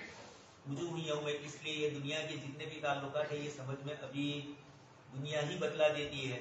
آدمی اپنے دوستوں سے ہوتا ہے، پھر اس کے بعد حالات آتے ہیں، کسی دوسری جگہ چلا جاتا ہے یا کسی دوسرے علاقے میں، تو پہلے والے دوستوں کو کبھی تصور میں بھی نہیں لاتا. برسوں کے بعد دیکھے تو ابھی منہ پھیر بھی لے، تو دنیا میں منہ پھیر لیتے ہیں، تو یہ تو وہاں کا حال ہے. اس لیے بیوی بھی منہ پھیر لے گی شوہر سے، اور بچے بھی. اسی لیے ان من اولادکم وازواجکم عدوا لکم فرمایا، یہ تم اللہ کی نافرمانی پر آمدہ نہ کرے، اس لیے کہ وہاں تو یہ کام آئیں گے نہیں، ایک اولاد کام آئے گی. سورہ کہف کے اندر جو اللہ تبارک تعالیٰ نے فرمایا قرات والا جو رکوع ہے وَضْرِبْ لَهُم مَثَلَ الْحَيَاةِ الدُّنْيَا، اس کے اندر آگے آ رہا ہے وجوہ یومئذ، اس لیے بیٹا بھی کہے گا کہ ایک نیکی تم مجھے دے دو، بیوی بھی کہے گی کہ تھے تو آپ بہت اچھے، بنائی کی قوم لاگے ہے. سب بولنے کا نہیں ہے، حقیقت میں سب ہونے والا ہے. آگے اس کے بعد آیت کریمہ میں فرمایا حضرت عائشہ کو فکر ہوئی کہ جب اس طرح اللہ تبارک تعالیٰ کی طرف سے بے نیازی ہوگی تو سطر کھل جائیں گے تو کیا ہوگا. غیر مختون فاطم مرادم وغیرہ والی جو روایت آئی تو آپ صلی اللہ علیہ وسلم نے فرمایا کہ عائشہ ہر ایک اپنی فکر میں ایسا ہوگا کہ سامنے کوئی کھڑا ہے اور وہ چاہے ننگا ہے تب بھی اس کو پتہ نہیں چلے گا. ایک جگہ امام صاحب کو کسی آدمی نے کہا کہ مولانا نماز کے اندر گیل نہیں ہوتا ہے، تو امام صاحب نے کہا کہ امتحان لیا اور یہ کہا کہ آپ جماعت خانے میں سے ایک گلاس لے کر باہر نکلو، اور گلاس پورا فل بھر دیا. تو اب وہ گلاس لے کر دیکھ رہا تھا تو گلاس بھی بڑی دی نظر آئی کہ ذرا کی نہ بڑھے. باہر نکل آیا، وہاں لوگ بیٹھے تھے، پوچھا کہ نہیں کوئی بہلو جو تو کہنا دیکھا ہے، ہماری نظر ہونے پر ابھی اس میں. تو کہا کہ ایسے ہی رہو، اپنی نماز کی طرف اپنی توجہ لگاؤ، پلاؤ بیٹھو پلاوی نماز پڑھے پلائے ماس بہروز کے نہیں، یہ بڑی پنچایت اوپر والا کر سے انتظام والا آپ نے نہ کروا تو کروانی کھڑی اپنی. تو اس لیے دنیا میں ہی یہ حال ہے کہ آدمی ایک چیز سے بے پرواہ ہو جاتا ہے. حضرت عثمان بیٹھے ہوئے ہیں، سلام کر کے حضرت عمر گئے اور حضرت عثمان کو پتہ ہی نہیں چلا. پھر حضرت ابوبکر صدیق سے عرض کیا تو کہا حضور کے انتقال کا غم ایسا تھا کہ مجھے آپ بھروس میں سے گئے پھر بھی پتہ نہیں چلا. تو یہ شام یومنی ہوگا. وجوہ یومئذ مسفرۃ ضاحکۃ مستبشرۃ، اس دن کچھ چہرے بار بار آ گئے ہیں. سورۃ التکویر مکی ہے۔ رسول اللہ صلی اللہ علیہ وسلم نے فرمایا کہ جو شخص یہ پسند کرے کہ وہ قیامت کو اس طرح دیکھے گویا کہ وہ اپنی آنکھوں سے دیکھ رہا ہے تو چاہیے کہ وہ پڑھے اذا الشمس كورت اور اذا السماء انفطرت اور اذا السماء انشقت۔ اس کو امام احمد نے تخریج کیا ہے۔ بسم اللہ الرحمن الرحیم، اذا الشمس كورت واذا النجوم انكدرت واذا الجبال سيرت واذا العشار عطلت واذا الوحوش حشرت واذا البحار سجرت واذا النفوس زوجت واذا الموءودة سئلت بأي ذنب قتلت واذا الصحف نشرت واذا السماء كشطت واذا الجحيم سعرت واذا الجنة أزلفت علمت نفس ما احضرت۔ جب سورج کو لپیٹ دیا جائے گا اور جب ستاروں کو توڑ دیا جائے گا اور جب پہاڑوں کو چلایا جائے گا اور جب 10 ماہ کی گابن اتنی کو چھوڑ دیا جائے گا اور جب وحشی جانوروں کو اکٹھا کر دیا جائے گا اور جب دریاؤں کو بھڑکایا جائے گا اور جب ہر قسم کے لوگوں کو جمع کیا جائے گا اور جب زندہ درگور کی ہوئی بچی سے پوچھا جائے گا کہ کس جرم میں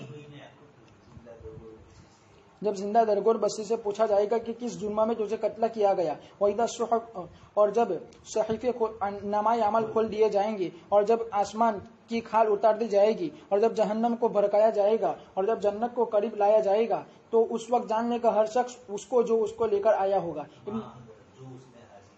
جو اس نے حاضر کیا۔ ابن عباس رضی اللہ تعالیٰ عنہما نے فرمایا اذا الشمس كورت یعنی جب تاریک ہو جائے۔ امام عوفی نے ان سے روایت کرتے ہوئے فرمایا کہ جب چلا جائے۔ امام مجاہد نے فرمایا کہ جب روشنی کم ہو جائے اور ختم ہو جائے۔ امام قتادہ نے فرمایا کہ اس کی روشنی ختم ہو جائے۔ سعید بن جبیر نے فرمایا كورت یعنی غرق کر دیا جائے۔ زید بن اسلم نے فرمایا کہ زمین میں گر جائے۔ ابن جریر نے فرمایا کہ درست قول ہمارے نزدیک اس سلسلے میں یہ ہے کہ تکویر ہر اس چیز کو کہتے ہیں کہ اس کے بعض کو بعض پر جمع کیا جائے اور اسی سے امامہ کا لپیٹنا ہے اور کپڑوں کو اس میں سے بعض کے بعض کی طرف جمع کرنا ہے۔ بس باری تعالیٰ کے فرمان کویرت کے معنی یہ ہوں گے کہ اس کے بعد حصے کو بعض کی طرف لپیٹ دیا جائے گا، پھر جمع کیا جائے گا، پھر لپیٹ دیا جائے گا، پھر اس کو پھینک دیا جائے گا اور جب اس کے ساتھ یہ کیا جائے گا تو اس کی روشنی ختم ہو جائے گی۔ ابن عباس رضی اللہ تعالیٰ عنہما سے روایت ہے کہ بلا شبہ آپ صلی اللہ علیہ وسلم نے فرمایا کہ اللہ تعالیٰ سورج اور چاند کو لپیٹ دیں گے اور ستاروں کو لپیٹ دیں گے قیامت کے دن۔ ابن عباس رضی اللہ تعالیٰ عنہما نے فرمایا کہ اللہ تعالیٰ سورج اور چاند اور ستاروں کو پھینک دیں گے قیامت کے دن سمندر میں اور اللہ تبارک و تعالیٰ ایک پچھوا ہوا بھیجیں گے، پھر وہ ہوا آگ بھڑکائے گی۔ امام بخاری نے روایت کیا ابو رضی اللہ تعالیٰ عنہ سے کہ نبی کریم صلی اللہ علیہ وسلم نے فرمایا کہ سورج اور چاند کو قیامت کے دن لپیٹ دیا جائے گا۔ باری تعالیٰ کا فرمان وَإِذَا النُّجُومُ انْكَدَرَتْ یعنی جڑ جائیں گے، جیسا کہ اللہ تعالیٰ نے فرمایا وَإِذَا الْكَوَاكِبُ انْتَثَرَتْ اور انقدار کے اصل معنی ہے اوپر سے گرانا۔ ابن ابی بن کعب نے فرمایا کہ 6 نشانیاں قیامت کے دن سے پہلے ہوگی۔ اس درمیان کے لوگ اپنے بازاروں میں ہوں گے کہ اچانک سورج کی روشنی ختم ہو جائے گی، بس اس درمیان وہ اسی طرح ہوں گے کہ اچانک ستارے جھڑ جائیں گے، بس اسی درمیان وہ اس طرح ہوں گے کہ اچانک پہاڑ سطح زمین پر گر پڑیں گے، بس زمین ہلنے لگے گی اور ہچکچانے لگے گی اور ایک دوسرے اور مل جائے گی، بس جنات گھبرا کر انسانوں کے پاس آ جائیں گے اور انسان جناتوں کے پاس آ جائیں گے اور چوپائے پرندے اور ویسے جانور سب رل مل جائیں گے، بس ان میں سے بعض میں موج کی طرح داخل ہو جائیں گے۔ وَإِذَا الْوُحُوشُ حُشِرَتْ فرمایا کہ جب رل مل جائیں گے۔ وَإِذَا الْعِشَارُ عُطِّلَتْ ایک دوسرے سے مل جائیں گے۔ وَإِذَا الْعِشَارُ عُطِّلَتْ یعنی اس کے مالک ان کو بیکار چھوڑ دیں گے۔ وَإِذَا الْبِحَارُ سُجِّرَتْ فرمایا کہ جنہوں نے کہا کہ ہم تمہارے پاس خبر لے کر آئیں گے، راوی نے فرمایا کہ پھر وہ سمندر کی طرف گئے، بس اچانک وہ بھر جائیں گے، بس اچانک وہ بھڑکتی ہوئی آگ ہوگی۔ فرمایا کہ اس درمیان کو اس طرح ہوں گے کہ اچانک زمین پھٹ جائے گی، سب سے نیچے 7ویں زمین تک اور اوپر 7واں آسمان تک۔ فرمایا کہ اسی درمیان وہ اس طرح ہوں گے کہ اچانک ان کے پاس ایک ہوا آئے گی جو ان کو مار دے گی۔ ابن عباس رضی اللہ تعالیٰ عنہ نے فرمایا وَإِذَا النُّجُومُ انْكَدَرَتْ یعنی بدل جائے گا، اور یزید بن ابی مریم نے مرفوعاً روایت کیا انقدرت یعنی گرا دیا جائے گا جہنم میں، اور ہر وہ جس کی عبادت کی جاتی تھی اللہ تعالیٰ کو چھوڑ کر تو وہ جہنم میں پھینک دیا جائے گا، مگر عیسیٰ اور ان کی والدہ کا معاملہ یہ نہیں ہوگا، اور اگر وہ بھی یہ پسند کرتے کہ ان کی عبادت کی جاتی تو البتہ ان کو بھی داخل کر دیا جاتا۔ باری تعالیٰ کا فرمان وَإِذَا الْجِبَالُ سُيِّرَتْ یعنی ہٹ جائیں گے ان کی جگہوں سے اور ریزہ ریزہ ہو جائیں گے، پھر زمین ان کو صاف چٹیل میدان چھوڑ دے گی۔ باری تعالیٰ کا فرمان وَإِذَا الْعِشَارُ عُطِّلَتْ یعنی 10 ماہ کی گابن اتنی۔ امام مجاہد نے فرمایا عُطِّلَتْ یعنی چھوڑ دیا جائے گا اور آزاد کر دیا جائے گا۔ ابی بن کعب نے فرمایا کہ اس کے مالک ان کو بیکار چھوڑ دیں گے۔ ربیع بن حسن نے فرمایا کہ جس کو نہ ڈوہا جائے گا اور اس کو اس کے مالکان چھوڑ دیں گے، اور اس تمام کے معنی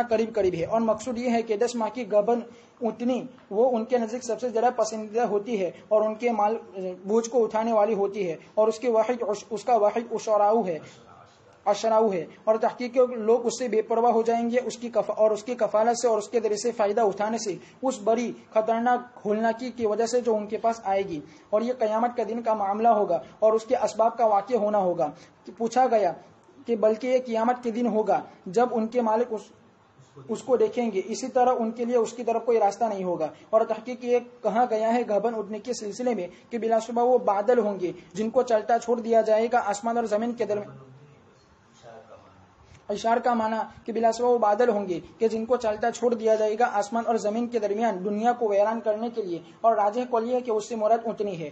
واللہ اعلم۔ باری تعالیٰ کا فرمان وَإِذَا الْوُحُوشُ حُشِرَتْ، یعنی جمع کیا جائے گا، جیسا کہ اللہ تبارک و تعالیٰ نے فرمایا وَمَا مِن دَابَّةٍ فِي الْأَرْضِ وَلَا طَائِرٍ يَطِيرُ بِجَنَاحَيْهِ إِلَّا أُمَمٌ أَمْثَالُكُمْ مَا فَرَّطْنَا فِي الْكِتَابِ مِنْ شَيْءٍ ثُمَّ إِلَى رَبِّهِمْ يُحْشَرُونَ۔ اور ابن عباس رضی اللہ تعالیٰ عنہ نے فرمایا کہ ہر چیز کو جمع کیا جائے گا یہاں تک کہ مکھی۔ حضرت کریمہ نے فرمایا کہ ان کا جمع کرنا ان کی موت ہوگی۔ ابن عباس سے روایت ہے کہ جانوروں کا جمع کرنا ان کی موت ہوگی، اور ہر چیز کو جمع کرنا موت ہوگی سوائے جنات اور انسان کی۔ ربی بن خیثم سے روایت ہے وَإِذَا الْوُحُوشُ حُشِرَتْ، یعنی ان کے پاس اللہ تبارک و تعالیٰ کا حکم آئے گا۔ ابی بن کعب سے روایت ہے کہ بلا شبہ فرمایا وَإِذَا الْوُحُوشُ حُشِرَتْ، یعنی ملا دیا ایک دوسرے میں مل جائیں گے۔ ابن جریر نے فرمایا کہ پہلا قول ان لوگوں کا ہے جنہوں نے کہا کہ حشرت جمعیت کے معنی میں ہے۔ اللہ تبارک و تعالیٰ نے فرمایا وَالطَّيْرَ مَحْشُورَةً، یعنی اکٹھا۔ باری تعالیٰ کا فرمان وَإِذَا الْبِحَارُ سُجِّرَتْ۔ ابن عباس رضی اللہ تعالیٰ عنہ نے فرمایا کہ اللہ تبارک و تعالیٰ ان پر پچوا ہوا بھیجیں گے، پھر اس کو بھڑکائیں، اللہ تعالیٰ اس کو بھڑکائیں گے، بس وہ بھڑکتی ہوئی آگ ہو جائے گی۔ سنن ابی داؤد میں روایت ہے کہ سفر نہ کرے سمندر میں مگر حج کرنے والا یا عمرہ کرنے والا یا جہاد کرنے والا، اس لیے کہ سمندر کے نیچے آگ ہے اور آگ کے نیچے سمندر ہے۔ امام مجاہد نے فرمایا سجرت، یعنی بھڑکایا جائے گا۔ حسن نے فرمایا کہ خشک کر دیا جائے گا۔ امام ضحاک امام قتادہ نے فرمایا کہ اس کا پانی کم ہو جائے گا پھر چلا جائے گا، بس اس میں ایک قطرہ بھی باقی نہیں رہے گا۔ امام ضحاک نے بھی یہی فرمایا کہ سجرت یعنی بہا دیا جائے گا۔ امام سدی نے فرمایا کہ کھول دیا جائے گا اور چلا دیا جائے گا۔ باری تعالیٰ کا فرمان وَإِذَا النُّفُوسُ زُوِّجَتْ، یعنی ہر شکل کو اس کی نظر کے ساتھ جمع کر دیا جائے گا، جیسا کہ باری تبارک و تعالیٰ کا فرمان وَاحْشُرُوا الَّذِينَ ظَلَمُوا وَأَزْوَاجُهُمْ، یعنی ہم جنس ہر آدمی کو ہر قوم کے ساتھ جمع کر دیا جائے گا جس کے عمل کی طرح وہ عمل کرتا تھا۔ نعمان بن بشیر نے روایت کیا کہ عمر بن خطاب رضی اللہ تعالیٰ عنہ نے لوگوں کو خطبہ دیا، پھر یہ آیت کریمہ وَإِذَا النُّفُوسُ زُوِّجَتْ پڑھی، پھر فرمایا کہ تزوجہ یعنی ملا دیا جائے گا، یعنی ہر جماعت کو ان کی جماعت کے ساتھ ملا دیا جائے گا۔ نیک آدمی کو نیک آدمی کے ساتھ ملا دیا جائے گا، برے آدمی کو برے آدمی کے ساتھ ملا جائے گا جہنم میں۔ بس یہی لوگوں کو ملا نفوس کا تجویز کرنا ہے۔ ابن عباس رضی اللہ تعالیٰ عنہما سے روایت ہے باری تعالیٰ کے فرمان وَإِذَا النُّفُوسُ زُوِّجَتْ میں فرمایا کہ یہ اس وقت ہوگا جبکہ لوگ 3 جماعت میں ہوں گے۔ امام مجاہد نے فرمایا وَإِذَا النُّفُوسُ زُوِّجَتْ، یعنی لوگوں میں سے مختلف قسم کے لوگوں کو آپس میں جمع کر دیا جائے گا۔ اس کو ابن جریر نے پسند فرمایا ہے۔ حسن بصری حضرت اکرمہ نے فرمایا یعنی روحوں کو بدن کے ساتھ جمع کیا جائے گا، اور ایک قول یہ ہے کہ مومن کو حور عین کے ساتھ جمع کیا جائے گا اور کافروں کو شیاطین کے ساتھ جمع کیا جائے گا۔ قیامت کے مناظر کو اپنی آنکھوں سے دیکھنا ہو، ان صورتوں کو پڑھا جائے اور ان میں غور و فکر کیا جائے۔ یہ تمام فطرت اور یہ شمس کبیرت اور یہ تمام مشقت، یہ تینوں صورتوں کے مضامین مجموعی طور پر ملا کر قیامت کو بالکل ہماری آنکھوں کے سامنے کر رہے ہیں۔ جیسے یہاں خود اللہ پاک نے جو نشانیاں بتلائی، سورج کو لپیٹنا، اتنا بڑا عظیم الشان سورج اتنا بڑا کھل رہا ہے، لیکن اللہ تبارک تعالیٰ کے نزدیک فٹ بال کے بال سے بھی کوئی زیادہ بڑی حیثیت اس کی نہیں ہے۔ جیسے بال میں سے ہوا نکال دیتے ہیں، لپیٹ دیتے ہیں، اس طریقے سے اللہ تبارک تعالیٰ سورج میں سے بھی ساری چیزیں نکال لیں گے اور سورج بالکل لپیٹ دیا جائے گا۔ اب وہ اللہ ہی جانتے ہیں کس طرح۔ ستاروں کو بھی ان قدرت جھٹ جائیں گے، بے نور کر دیے جائیں گے۔ وَإِذَا الْجِبَالُ سُيِّرَتْ، پہاڑوں کو چلایا جائے گا، فَقُلْ يَنسِفُهَا رَبِّي نَسْفًا فَيَذَرُهَا قَاعًا صَفْصَفًا۔ وَإِذَا الْعِشَارُ عُطِّلَتْ، اسی طریقے سے 10 مہینے کی گھبن اٹھنی کو بیکار چھوڑ دیا جائے گا، یعنی اتنی قیمتی اتنی ہوتی ہے عربوں کے یہاں۔ دنیا کے اندر ایسا ہے کہ جتنے جانور ہیں ان سب میں مؤنث کی فضیلت ہے۔ انسان ہی اپنے بیٹے کو چاہتا ہے، چھوکریوں نے نہیں چاہتا، اور پھر بیٹے چکھاتے ہیں تو پتہ چلتا ہے۔ تو لیکن دوسرے جانوروں میں بکرا کی قیمت ہوتی ہے بکری کرتا ہوں، اس لیے کہ بکری دوسرا بچہ دینے والی ہے، تو جو متعدی فائدہ ہے وَأَمَّا مَا يَنفَعُ النَّاسَ، جو نفع دیتا ہے اس کی قدر ہوتی ہے، اور جو نفع نہیں دیتے ہیں ان کی قدر ہے۔ انسان بھی یہ سمجھتا ہے کہ لڑکا ہی محنت کرے گا اور وہی روزی روزگار کما کر دے گا، اور لڑکیاں تو آپ سن ہی چکے ایک جملہ، اس کی بہادری بھی رونا ہی ہوگا، रोकर ही चिल्ला कर ही आपकी मदद करेगी या शौहर के माल में से चोरी करके। ये दो चीजें होगी। लड़ाई मुकाबले में नहीं आएगी, लेकिन ऐसा नहीं है और तो मन तो अल्लाह तबारक तआला ने वही इशार होती है, इतनी कीमती उतनी है कि जिसको लोग छोड़ते नहीं है, लेकिन कयामत से पहले इंसान दुनिया से इतना अजीज आ जाएगा कि ये कहेगा कि इसकी भी कोई फिक्र नहीं करेगा, उसको देखेगा भी। जैसे में है वो अखरजतिल अर्दु अस्कालहा, जमीन अंदर से सोना निकालेगी। तो एक आदमी वहां से गुजरेगा और ये कहेगा कि इसकी लड़ाई में तो मैंने अपने भाई को मार डाला, तो भाइयों में लड़ाई हुई थी और एक ने दूसरे को कत्ल किया। अब जब वो सोना पड़ा हुआ देखेगा तो कहा कि यही तो वो सोना है जिसमें मैंने ये किया था। तो आदमी मरने को चाहेंगे, कब्र में जाना चाहेंगे। तो वही इशार होती है 10 महीने की उतनी अरबों के यहाँ बड़ी कीमती समझी जाती है, लेकिन इसके बावजूद उसको बेकीमत कर दिया जाएगा। वही हुशीरत, वहशी जानवर एक दूसरे के साथ मिल जाएंगे जो आज एक दूसरे से भाग रहे हैं। शेर को देखकर इंसान भागता है और वो भी अपने बचाव की फिक्र करता है, और इसी तरह सांप वगैरह। लेकिन कयामत से पहले दुनिया ही में, ये कब्र की बातें नहीं हो रही है, दुनिया ही के अंदर ऐसा होगा कि दो जानवर, इंसान और उसका दुश्मन शेर, एक दूसरे के साथ खड़े हैं। वो अपनी फिक्र में या अपनी फिक्र में, इसलिए हमला नहीं करेगा उसके ऊपर। वही इधर इशार होती है। आगे इसके बाद वही इधर बिहार सुज्जिरत, समंदर को भड़काया जाएगा। सुज्जिरत के अलग अलग माने किए हैं। कुछ हजरात ने समंदर को, उसका पानी गाज़, पूरा का पूरा पानी अंदर चला जाएगा, समंदर में कोई पानी नहीं रहेगा। कुछ हजरात ने कहा कि नहीं, अल्लाह पाक की तरफ से भड़काया जाएगा। आगे इन्होंने एक रिवायत पेश की जो सुन ही चुके होंगे आप, कि हज न करे, हज और उम्रा और जिहाद के अलावा और समंदर का सफर आदमी न करे। ये हदीस तो 14 किलो काको ऊपर है, कौन पर बेहतर हज छोड़ो वहां से तो થઈ જાય એવું થોડી વાર કઈ નવો બીજો જज्बो આવી જાય, સુવાનો જાગવાનો આદત है नहीं पढ़ने की, सुनने की, बैठने की, એટલી વાર નો બેહાય, કઈ ને કઈ હરકત એવી કરે કે મરોવી લાગે। तो अल्लाह तबारक तआला फरमाते हैं वही बिहार सुज्जिरत, समंदर को भड़काया जाएगा। इस रिवायत में जो आप सल्लल्लाहु अलैहि वसल्लम ने फरमाया, मुफस्सिरीन ने उस जमाने के एतबार से रिवायत को ऐसे ही रखा, लेकिन आज की साइंस ने बतला दिया है कि समंदर के ऊपर तो पानी है और अंदर उसके इतना तो कबूल करने लगे हैं कि नीचे कुछ है।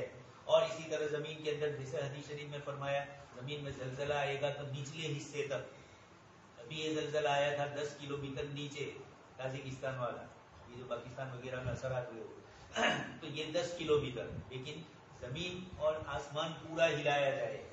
हमारे जो जलजले आते हैं ये 1 किलोमीटर 2 किलोमीटर ज्यादा से ज्यादा अंदर, लेकिन जब जमीन भी हिलेगी ना, आसमान भी हिलेगा, तो वो जलजले कैसे होंगे। और हदीस शरीफ में उसी की तरफ इशारा भी फरमाया है। वही धन नुफूस जुबीजत, एक दूसरे के साथ इंसानों को जोड़ा जाएगा। नुफूस का जुबीजत क्या होगा उसको जिक्र फरमाया, अच्छे लोग अच्छों के साथ और बुरे लोग बुरों के साथ जोड़े जाएंगे। वही धन मौऊदत सुइलत, बारे ताला का फरमान, वहीदल मऊदा सुइलत बिअय्यि ज़ंबिन क़ुतिलत, जिंदा दौड़कर बच्ची मऊदा से वो बच्चियां मुरादे जो जमाने जहलियत वाले उनको दफना देते मट्टी में, बेटियों को नापसंद करते हुए। बस क़यामत के दिन उनसे मऊदा से पूछा जाएगा कि किस जुर्म के बिना पर तुझे कत्ल किया गया था, ताकि ये धमकी हो जाए उसके कत्ल करने वाले के लिए। फिर बिलाशुबा जब मजलूम से पूछा जाएगा तो तुम्हारा क्या ख्याल है जालिम के बारे में उस वक्त। इब्न अब्बास रदियल्लाहु तआला अन्हु ने फरमाया, वहीदल मऊदा सुइलत यानी सअलत, यानी वो अपने खून का मुतालबा करेगी। और तहकीक के हदीस वारिद हुई है जो मऊदा से मुताल्लिक है। बस इमाम अहमद ने जुज़ामा बिनते वहब उख्ती उक्काशा से रिवायत करते हुए फरमाती है कि मैं रसूलुल्लाह सल्लल्लाहु अलैहि वसल्लम के पास हाजिर चंद लोगों की मौजूदगी में इस हाल में क्या फरमा रहे थे। अलबत्ता तहकीक के मैंने कस्द किया कि बिलाशुबा में हमल की हालत में बच्चों को दूध पिलाने से मना कर दूं। फिर मैंने रूम और फारिस वालों को देखा कि अचानक वो अपने औलाद हमल के दिनों में शोहर से सोहबत करने से मना कर, शोहर को सोहबत करने से रोको। फिर मैंने रूम और फारिस वालों में देखा कि बस अचानक वो भी गिला करते हैं अपने औलाद के बावजूद, और ये बात अपने औलाद को होते हुए, और ये बात उनकी औलाद को कुछ भी नुकसान नहीं देती है।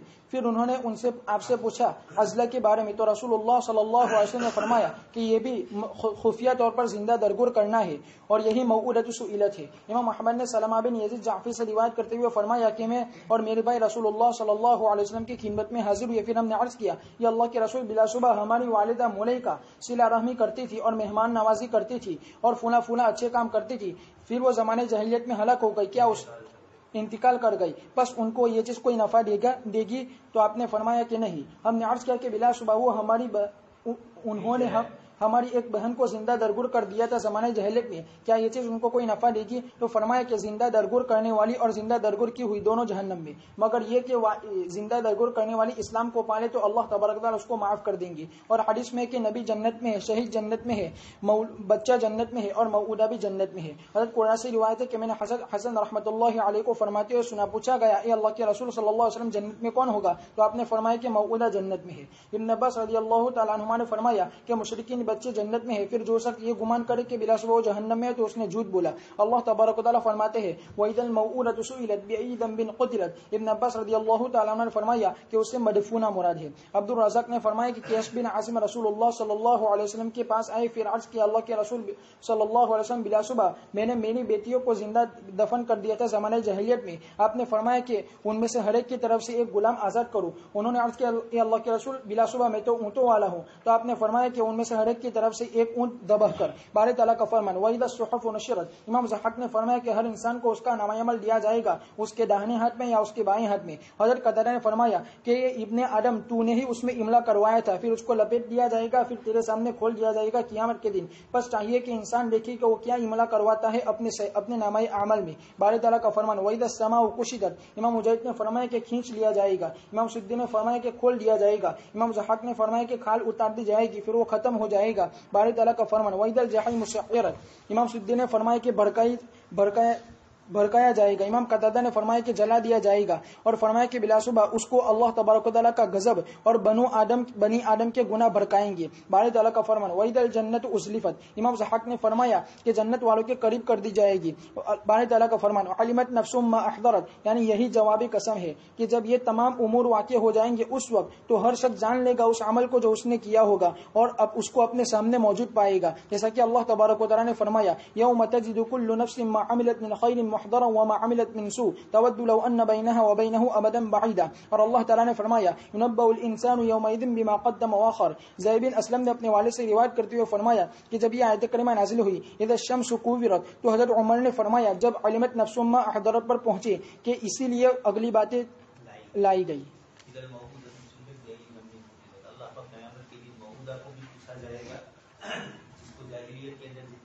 کیا جاتا تھا اور آج کل بھی اس طریقے سے ہوتا ہے. اگرچہ سرکاری اور قانونی طور پر پوری دنیا میں یہ گناہ ہے، بچے کو اس طریقے سے اس کا اسقاط نہیں کیا جاتا، لیکن عموماً لوگ سی ٹی اسکین کرواتے ہیں یا سونوگرافی کرواتے ہیں اور اس سے پتہ چل جاتا ہے کہ لڑکی ہے، تو پھر اس کے بعد ختم کروا دیتے ہیں، اس کو دنیا میں آنے ہی نہیں دیتے. آج کے زمانے میں یہ جو کچھ اس طرح کا ہو رہا ہے یہ بھی وحید الموعودۃ سئلت ہے. وعد الخفی جو حدیث شریف میں فرمایا کہ وہ یہی ہے کہ اس طریقے سے کیا جاتا.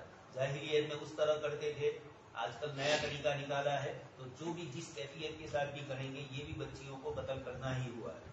اس لیے بہت سارے ہندوستان کے بہت سارے صوبے ایسے ہیں جہاں لڑکیاں نہیں مل رہی شادی کے لیے، یعنی لڑکیوں کی اور لڑکوں کی جو تعداد 1000 بچوں پر اتنی بچیاں ہونی چاہیے تو وہ اتنی بچیاں نہیں ہے. کچھ جگہوں پر 600 ہو گئی ہے، جبکہ 700 750 سے اوپر ہونی چاہیے. تو اللہ تبارک تعالیٰ نے یہاں تو قیامت کا منظر بتلانا ہے کہ قیامت وہ ہوگا کہ جب اس طرح کے گناہ کرنے والوں کو اپنے گناہوں سے متعلق ان سے باز پرس کی جائے گی. خود موعودہ سے ہی پوچھا جائے گا بأي ذنب قتلت کہ تجھے کس وجہ سے قتل کیا گیا. جب وہ بولے گی یقیناً یہی کہے گی کہ میرا کوئی قصور نہیں تھا، میں تو یہ قصور تھی. چھوٹی چھوٹی بچیاں ابا ابا کر رہی تھی اور اس کے باوجود صحابی کا لمبا چوڑا قصہ ہے، اس کے باوجود میں نے اپنی بچی کو زندہ درگور کیا. اسی طرح ان کی والدہ بہت اچھے کام کرتی تھی لیکن لڑکی کو انہوں نے بھی قتل کر دیا تھا. تو آپ صلی اللہ علیہ وسلم نے فرمایا کہ اچھا پھر یہ روایت میں ہے والدہ اور موعودہ دونوں جہنم میں. موعودہ اگر کچھ چاہ رہی ہے تو، ورنہ موعودہ تو بے قصور ہے. اس لیے حدیث شریف میں یہ بتلانا نہیں ہے کہ موعودہ کو قتل اللہ پاک کی طرف سے جہنم میں ڈالا جائے گا. یہی مطلب ہے کہ جہاں اس طرح پسندیدگی کی گئی ہو. کبھی کبھار لڑکیاں خود کہتی ہیں کہ ہمیں مار ڈالو یا ماں باپ مار ڈالتے ہیں. آج کل کثرت سے بھی ہو رہا ہے خودکشیاں، بڑے بڑے ڈاکٹر میں بڑے انجینئر خودکشی کر رہے ہیں. تو حدیث شریف میں ان چیزوں کو ذکر کیا قیامت سے پہلے قیامت کے دن یہ سارے سوالات ہوں گے. حدیث شریف میں فرمایا کہ موعودہ جنت میں ہے، اور یہاں اگلی روایت میں ہے الوالدہ والموعودہ فی النار. تو یہی مطلب ہے کہ کہ وہ تو جہنم میں نہیں جائے گی اگر اس نے اپنی رضامندی کی تب بھی نہیں ہوگا. لیکن آپ صلی اللہ علیہ وسلم ڈرانے کے لیے فرماتے ہیں کہ کوئی بچی تیار نہ ہو ورنہ وہ نابالغ ہے. المدفونہ عبد الرزاق نے فرمایا آپ صلی اللہ علیہ وسلم نے یہی فرمایا. ایک صحابی نے آپ کو کہا کہ اللہ کے رسول میں نے اتنے بچیوں کو میری یہ کیا تھا تو آپ نے اس کے کفارے میں کہا کہ اپنی طرف سے خود دے دو, غلام ادا کرو. انہوں نے کہا غلام نہیں ہے میرے پاس اونٹ ہے, تو کہا ایک بچی کے بدلے میں ایک اونٹ اللہ کی راہ میں دے دو. وہی دستحب نشیرت اعمال نامے صحیفے کے بکھیرے جائیں گے اور جب میں ہاتھ میں آئیں گے کتابیں ہاتھ میں. وہی دستماء کشیدت اسی طریقے سے آسمان کو اس کی کھال اکھیڑ دی جائے گی یا اس کا اوپر کا پر نکل جائے گا. اللہ ہی اس کی کیفیت کو جانتے ہیں, ہم نے تو آسمان بھی نہیں دیکھا ہے. وہی جحیم سعیرت جہنم کو بھڑکایا جائے گا, گرم کیا جائے گا اللہ کے غضب نے اور بنی آدم کے گناہوں نے. اس دن اللہ کا غضب بالکل اس درجے پر ہوگا کہ کسی کی ہمت نہیں ہوگی. وہی الجنت ازلفت. فلا اقسم بالخنس الجوار الكنس والليل اذا عسعس والصبح اذا تنفس انه لقول رسول كريم ذي قوة عند ذي العرش مكين مطاع ثم امين وما صاحبكم بمجنون ولقد رآه بالافق المبين وما هو على الغيب بضنين وما هو بقول شيطان رجيم فاين تذهبون ان هو الا ذكر للعالمين لمن شاء منكم ان يستقيم وما تشاءون الا ان يشاء الله رب العالمين. بس میں قسم کھاتا ہوں ان ستاروں کی جو پیچھے ہٹنے والے ہیں, چلنے والے ہیں, چھپنے والے ہیں, اور رات کی قسم جب کہ وہ آنے لگے اور صبح کی قسم جب کہ وہ روشن ہو. بلا شبہ یہ البتہ معزز فرشتے کا کلام ہے جو عرش والے کے پاس مرتبے والا ہے, جو قوت والے ہیں, عرش والے کے پاس مرتبے والے ہیں, اور جن کی اطاعت کی جاتی ہے وہاں امین ہے. اور تمہارا ساتھی پھر وہاں امانت دار ہے اور تمہارا ساتھی مجنون نہیں ہے. البتہ تحقیق انہوں نے اس فرشتے کو واضح کنارے میں دیکھا ہے اور پیغمبر غیب کی باتوں پر بخلا کرنے والے نہیں ہے. بہرحال اور یہ شیطان مردود کا کلام نہیں ہے. پھر تم کہاں چلے جا رہے ہو؟ بلا شبہ یہ نہیں ہے مگر جہاں والوں کے لیے نصیحت, اس شخص کے لیے جو تم میں سے چاہیے کہ وہ سیدھی راہ پر آ جائے, اور تم نہیں چاہو گے مگر یہ کہ اللہ رب العالمین چاہے. فلا اقسم بالخنس الجوار الکنس. حضرت علی نے فرمایا کہ وہ ستارے جو دن کو چھپ جاتے ہیں اور رات کو ظاہر ہوتے ہیں. ابن جریر نے روایت کیا خالد بن عرارہ سے کہ میں نے حضرت علی رضی اللہ تعالیٰ عنہ کو فرماتے ہوئے سنا. ان سے پوچھا گیا لا اقسم بالخنس الجوار الکنس کے بارے میں, تو فرمایا کہ وہ ستارے جو دن میں چھپ جاتے ہیں اور رات میں ظاہر ہوتے ہیں. اسی طرح ابن عباس سے امام مجاہد امام حسن سے روایت کیا گیا ہے کہ اس سے مراد ستارے ہے. اور بعض ائمہ نے فرمایا کہ بلا شبہ ستاروں کے بارے میں پوچھا گیا ستاروں کو خنس کہا گیا, یعنی ان کے طلوع ہونے کی حالت میں پھر وہ چلتے ہیں اپنے دائرے میں, اور ان کے غائب ہونے کی حالت میں ان کو کنس کہا جاتا ہے. اور قول عرب میں سے ہے کہ اوز ذبیح الی کنا سے, جبکہ وہ اس میں چھپ جائے. اور اعمش نے عبداللہ رضی اللہ تعالیٰ عنہ سے روایت کرتے ہوئے فرمایا فلا اقسم, یعنی ہرن نے پناہ لی اپنے گھونسلے میں جبکہ وہ اس میں چھپ جائے. اعمش نے عبداللہ رضی اللہ تعالیٰ عنہ سے روایت کرتے ہوئے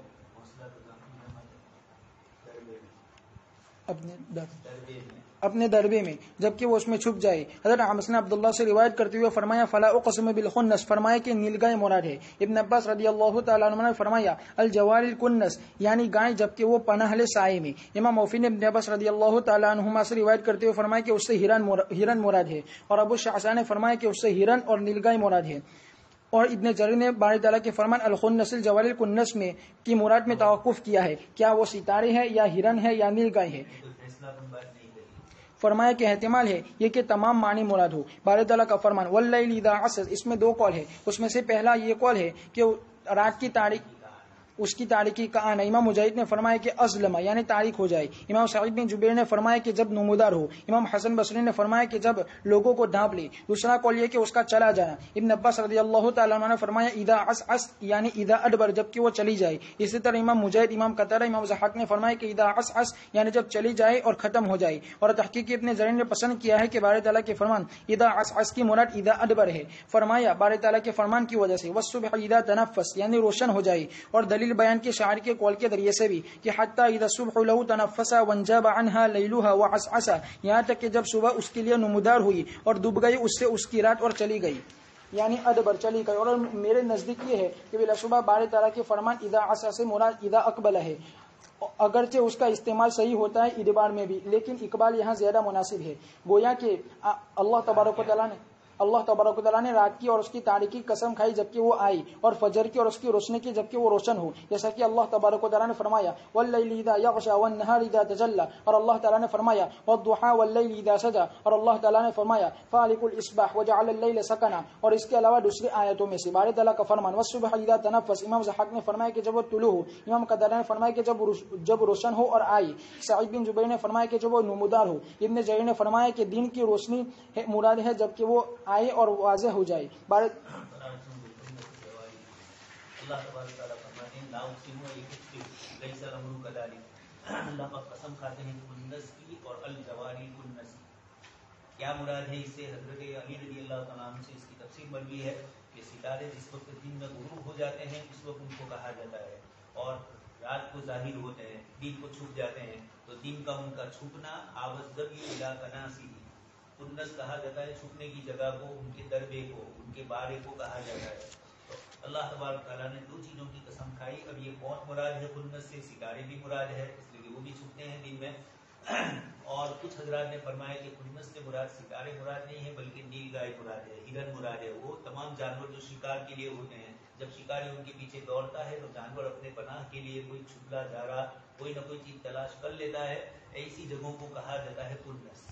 آوزدی الی کناسی ہی یہی مراد لیا جاتا ہے جب کسی اپنے دربے میں گم ہو جائے گا، تو چاہے ستارے مراد چاہے جانور مراد یا کوئی بھی اور مخلوق اللہ کی ایسی ہوگی کہ جو چھپ جاتی ہو، تو آیت کریمہ میں عموم سمجھا جائے، لیکن زیادہ پسندیدہ بات ہے ستاروں کے متعلق، اس لیے کہ یہ اللہ کی عظیم اور بڑی مخلوق ہے، اور اللہ تبارک تعالیٰ دن میں وہ ہوتے ہیں لیکن ہمارے آنکھوں سے نظر نہیں آتے ہیں، رات میں بھی نظر نہیں آتے، آنکھیں ایسی ہو گئی اب تو اللہ تبارک تعالیٰ فرماتے ہیں واللیل اذا عسعس، رات جب کہ آئے، والصبح اذا تنفس، اور دن جب کہ آئے، تو رات کا آنا اور رات کا جانا، عربی زبان میں قاعدہ ہے تاسیس تاکید کے مقابلے میں اولا ہے، ایک ہی چیز کو دو مرتبہ کہا جائے بار بار تو یہ تاکید ہوئی، اور ایک جگہ ایک چیز سے ایک معنی مراد اور دوسرے لفظ سے دوسرا معنی، اس کو تاسیس کہا جاتا ہے۔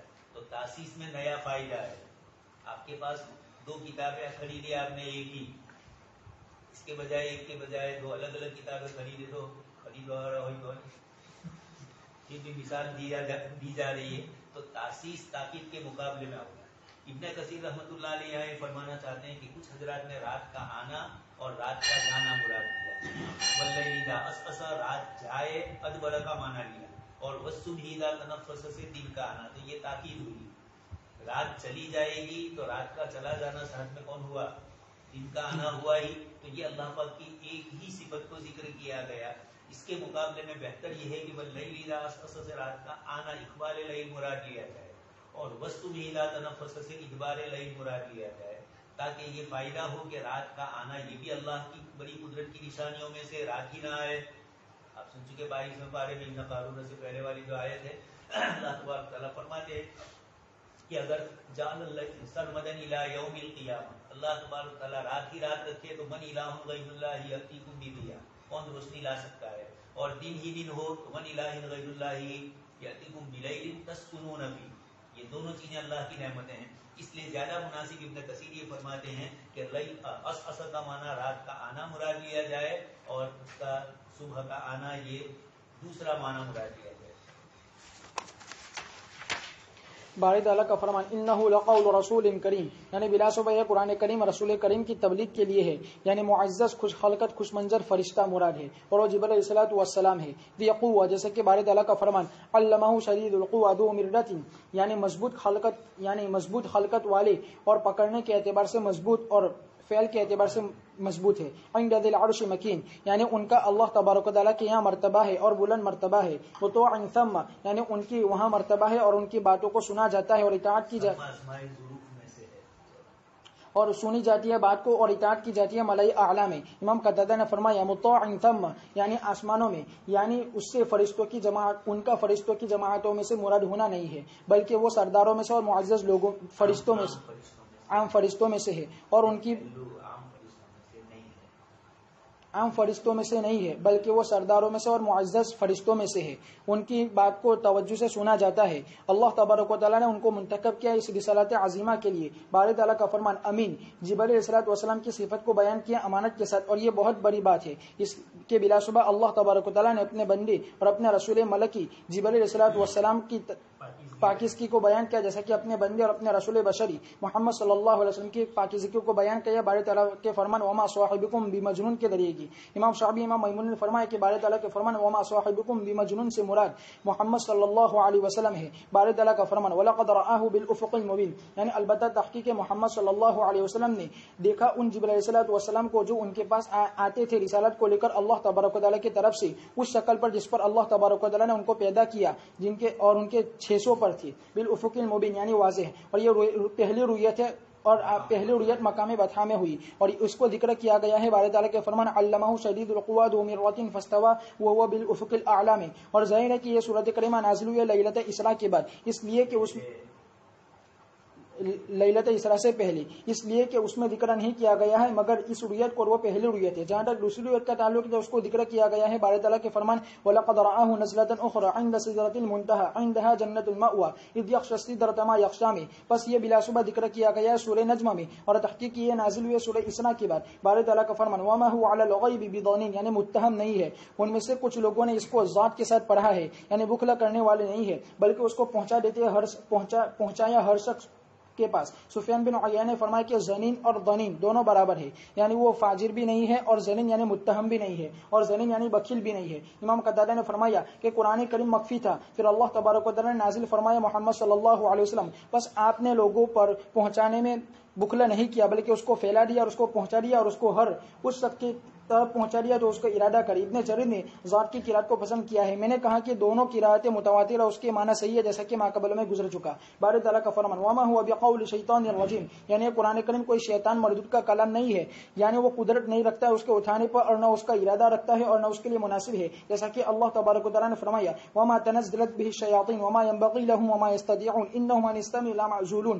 باری تعالیٰ کا فرمان فأين تذهبون یعنی تمہاری عقلیں کہاں جا رہی ہے تمہاری اس قرآن کریم کو جھٹلانے میں, اس کے واضح ہونے کے بعد اور اس کے ظاہر ہونے کے باوجود اور اس کے اللہ تعالیٰ کی طرف سے حق کے بیان ہونے کے باوجود. جیسا کہ صدیق رضی اللہ تعالیٰ عنہ نے فرمایا وفد بنی حنیفہ سے جس وقت وہ مسلمان ہو کر آئے تھے اور آپ نے ان کو حکمہ دیا, بس انہوں نے مسیلمہ کذاب کے قرآن کے کچھ حصے کو اس کی کتاب میں سے کچھ حصے کو پڑھا جو حد درجہ بکواس اور خرافت پر مبنی تھا. تو حضرت ابوبکر صدیق رضی اللہ تعالیٰ عنہ نے فرمایا ہلاکتی اور تمہاری عقلیں کہاں چلی جا رہی ہے, اللہ کی قسم بلا شبہ یہ کلام یعنی معبود سے نہیں نکلا ہے. امام قتادہ نے فرمایا فأین تذهبون یعنی اللہ تعالیٰ کی کتاب سے اور اس کی اطاعت سے. باری تعالیٰ کا فرمان ان هو الا ذکر للعالمین یعنی یہ قرآن کریم نصیحت ہے تمام لوگوں کے لیے جو اس کے ذریعے سے نصیحت حاصل کرے اور نصیحت حاصل کرتے ہیں اور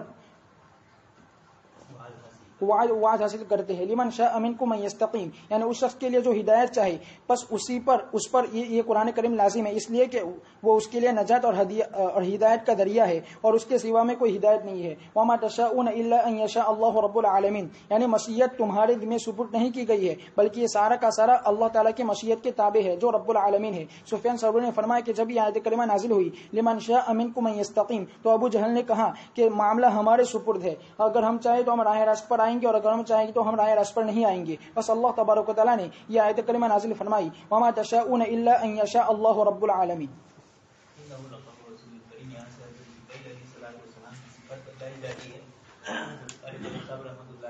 پورا بیان ہی ہے عقل نقل استناد کہ یہ دین عقل کے ساتھ آیا ہے, نقل کے ساتھ پوری سند کے ساتھ آیا ہے اور سند کے ساتھ ہے مکمل, اور اسی سند میں قرآن کریم کی آیت آپ نے پیش کی. اللہ پاک نے وہاں قرآن کریم میں انہ لتنزیل رب العالمین نزل به الروح الامین اس کے ذریعے جو صفات قرآن کی ذکر کی یہاں پر بھی ذکر کی. پھر حضرت جبرائیل علیہ السلام کی دو صفات کو اس آیت میں ذکر کیا ہے. ایک تو طاقت والے قوت والے کے راستے میں آ کر کوئی آپ کے پاس سے وہی چھین نہیں سکتا ہے. جبرائیل علیہ السلام 600 پڑھ ہیں, ایک ذرا سا پڑھ بتلا دیا تو قوم لوط کے اوپر جعلنا عالیہا سافلہا ہو گیا, ان کے آگے چکا چوند ہو گئی, روشنی چلی گئی, ان کی نابینا ہو گئے. تو اللہ تبارک تعالیٰ کی طرف سے جبرائیل علیہ السلام کو قوت جسمانی بھی دی ہے, قوت علمیہ بھی دیا ہے. اس لیے کہ قرآن کریم جو اللہ کا کلام نبی پر اترتے ہوئے سخت سردی کے اندر جہاں پسینہ ہو جائے تو جبرائیل علیہ السلام کی بھی روحانی قوت یقیناً ایسی تھی کہ وہ قرآن کو برداشت کر سکتے تھے اور اللہ کی ذات عالی سے لے کر حضور تک اس کو پہنچاتے تھے. تو یہ ایک بہت بڑا مقام علمی بھی ہوا جبرائیل علیہ السلام کا. علمہ شدید القوہ، اللہ پاک نے ان کا قوہ مضبوط رکھا ہے. ذو مرۃ کا معنی بھی قوت اور طاقت، جسمانی اعتبار سے بھی شدید البطش، ان کی پکڑ بھی سخت، اور فعل اللہ پاک کی طرف سے کوئی کام کرنا ہو تو اس کام کے کرنے میں بھی جبرائیل علیہ السلام کے لیے کوئی رکاوٹ نہیں آتی تھی. ثم امین، ایک تو مطاع ہے، آسمانی دنیا میں جبرائیل علیہ السلام انفرادی نہیں ہے بلکہ ان کا مقام ہے.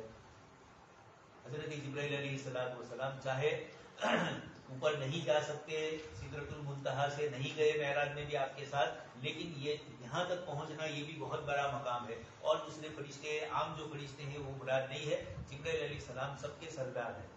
وہ جو بات کہتے ہیں تو سب فرشتے ان کی باتوں کو سنتے ہیں. اور آپ جانتے ہیں مختلف روایتوں سے معلوم ہوتا ہے کہ جب اللہ تبارک و تعالیٰ کسی چیز کا فیصلہ کرنا چاہتے ہیں تو جبرائیل علیہ السلام کو کہتے ہیں، پھر وہ 7ویں آسمان میں اعلان کرتے ہیں، پھر اس اعلان کو 6 میں اور اس طریقے سے آسمانی دنیا میں بتلایا جاتا ہے.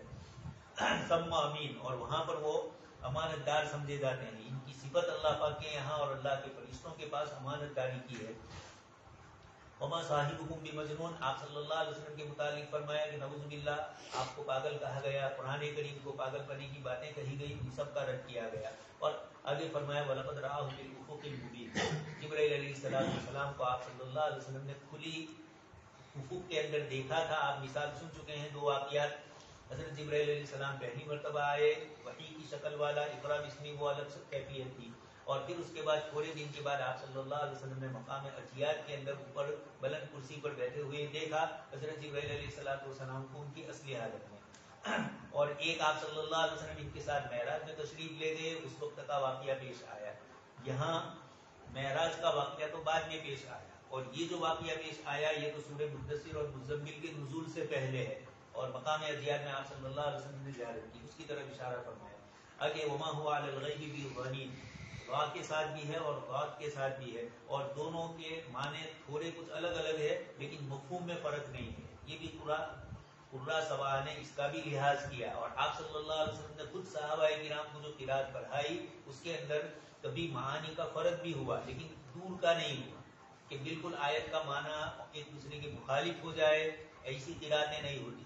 ہاں الگ الگ ہو کر ایک ہی مفہوم کی مزید وضاحت کرنے والے ہوتے ہیں. تو اگر یہ آپ صلی اللہ علیہ وسلم کے لیے غا کے ساتھ استعمال ہوا اور اگر اس میں آپ صلی اللہ علیہ وسلم کو غنیم غات کے ساتھ ہے تو بخیل کا معنی ہے، اور غنیم ہے تو متہم، آپ پر تہمت نہیں لگائی جا سکتی، اور آپ صلی اللہ علیہ وسلم بخیل بھی نہیں. 2 چیزیں ہوتی ہیں، ایک آدمی امانت دار ہوتا ہے لیکن طبیعت میں بخلا ہوتا ہے تو جلدی کر تو نہ دی، اس طرح ہوتا ہے. اور ایک آدمی یہ ہوتا ہے کہ وہ بخیل ہوتا ہے، چیز نکالتا ہی نہیں، اور امانت دار بھی نہیں ہوتا ہے. دونوں چیزیں نہ ہو تو بیکار.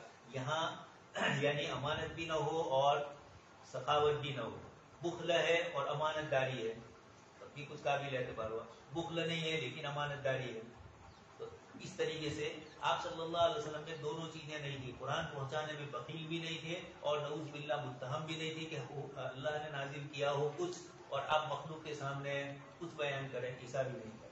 وما هو بقول الشیطان الرجیم. پھر آگے اس کے بعد فرمایا، اچھا بیچ میں ابن کثیر یہ فرماتے ہیں کہ دونوں قراتیں متواترہ ہے، اور متواترہ عموماً تبھی ہوتی ہے، یہ قرآن کریم کا جز ہے. قرآن کریم کی تعریف فرمائی گئی نقلا متواترا. نور الانوار میں قرآن کی جہاں تعریف آئی اور اصول سرخسی کہیں گوشے میں کونے میں آئی ہوگی تو اس کے اندر لکھا ہوا ہے نقلا متواترا. اور نقلا متواترا کی تفسیر میں علماء مفسرین نے یہ لکھا کہ جتنی قراتیں آپ صلی اللہ علیہ وسلم سے تواتر سے ثابت ہے، یہ ساری قراتیں آپ صلی اللہ علیہ وسلم کی اللہ کے کلام کا جز ہے، اس لیے اس کا منکر کافر ہو جائے گا. اس میں تعبیر کر کے اختلافات ہوا ائمہ کے درمیان، جیسے کہ ائمہ میں ہوا یا اس کی تفسیر میں اختلاف ہوا، وہ الگ ہے، لیکن ان قراتوں کو قرآن کا جز ہی سمجھا جائے گا، اس لیے نماز میں ان کا پڑھنا جائز ہوگا. البتہ علماء نے یہ کہا کہ طرق کے اندر کبھی ایک قرات پڑھے، کبھی ورش کو لے لے، کبھی قالون کو لے، جائز تو ہے، کچھ علماء نے گنجائش. لیکن حلبی الکبیر ہماری ایک کتاب ہے بنیت المسلی، اس کی شرح ہے بنیت المستمل، اور اسی کا دوسرا نام ہے، مختصر طور پر جب اس کو بولا جاتا ہے تو اس کو حلبی الکبیر کہا جاتا ہے. حلب یہ شام کا بڑا شہر تھا، وہیں کے لکھنے والے ہیں، اور حلب اگلے دودھ شریف بھی ہے، تو حلبی الکبیر ہے. تو حلبی الکبیر نے ان کی نسبت بھی شاید دودھی کی نسبت سے ہے. تو انہوں نے مسئلہ ذکر کیا ہے اپنی کتاب کے اندر، اور اس کے اندر کتاب ہے کتب خانے میں، اس کے اندر یہ لکھا ہے کہ بہتر یہ ہے کہ ایک ہی طریق کو پوری نماز کے اندر باقی رکھا جائے. کسی ایک امام کا ایک لیا جائے، دوسرے کا دوسرا، اس طرح مناسب نہیں ہے. لیکن خیر ان کا کہنا اور قرہ حضرات کا کہنا دوسرا ہے، اور بھی دیگر فقہاء کرام نے دوسری گنجائشیں دی ہے. وما ہوا بقول شیطان الرجیم وما تنزلت به الشیاطین. اللہ پاک فرماتے کہ شیطان اس کو لے کر نہیں آئے نعوذ باللہ، بلکہ شیطان کا تو قرآن سے کوئی واسطہ ہی نہیں ہے. وَأَيْنَ تَذْهَبُونَ، پھر کہاں جاتے ہو؟ ابو بکر صدیق رضی اللہ تعالیٰ عنہ کے سامنے آئے مسیلمہ کذاب کے لوگ. تو ایک صاحب نے مسیلمہ کذاب کی، وہاں تو وحی تو نازل نہیں ہوئی، تو جھوٹا آدمی تھا. الفیل وما الفیل وما ادراک ما الفیل قرطمہ طویل ولد بدو والنساء ذات الفروج. تو یاد ہے یہ اس قسم کی بکواسات تھی. حضرت ابوبکر صدیق نے کہا کہ یہ کلام اللہ کا نہیں ہے، الہ کا نہیں ہے، لیکن الو کا الہ اس کے بجائے ہا کو ساکن کر دیا. یہ عربی زبان میں سب جائز ہے، گجراتی میں ابراہیم نہ ہو کے بھائی تو عربی میں بھی جائز ہے.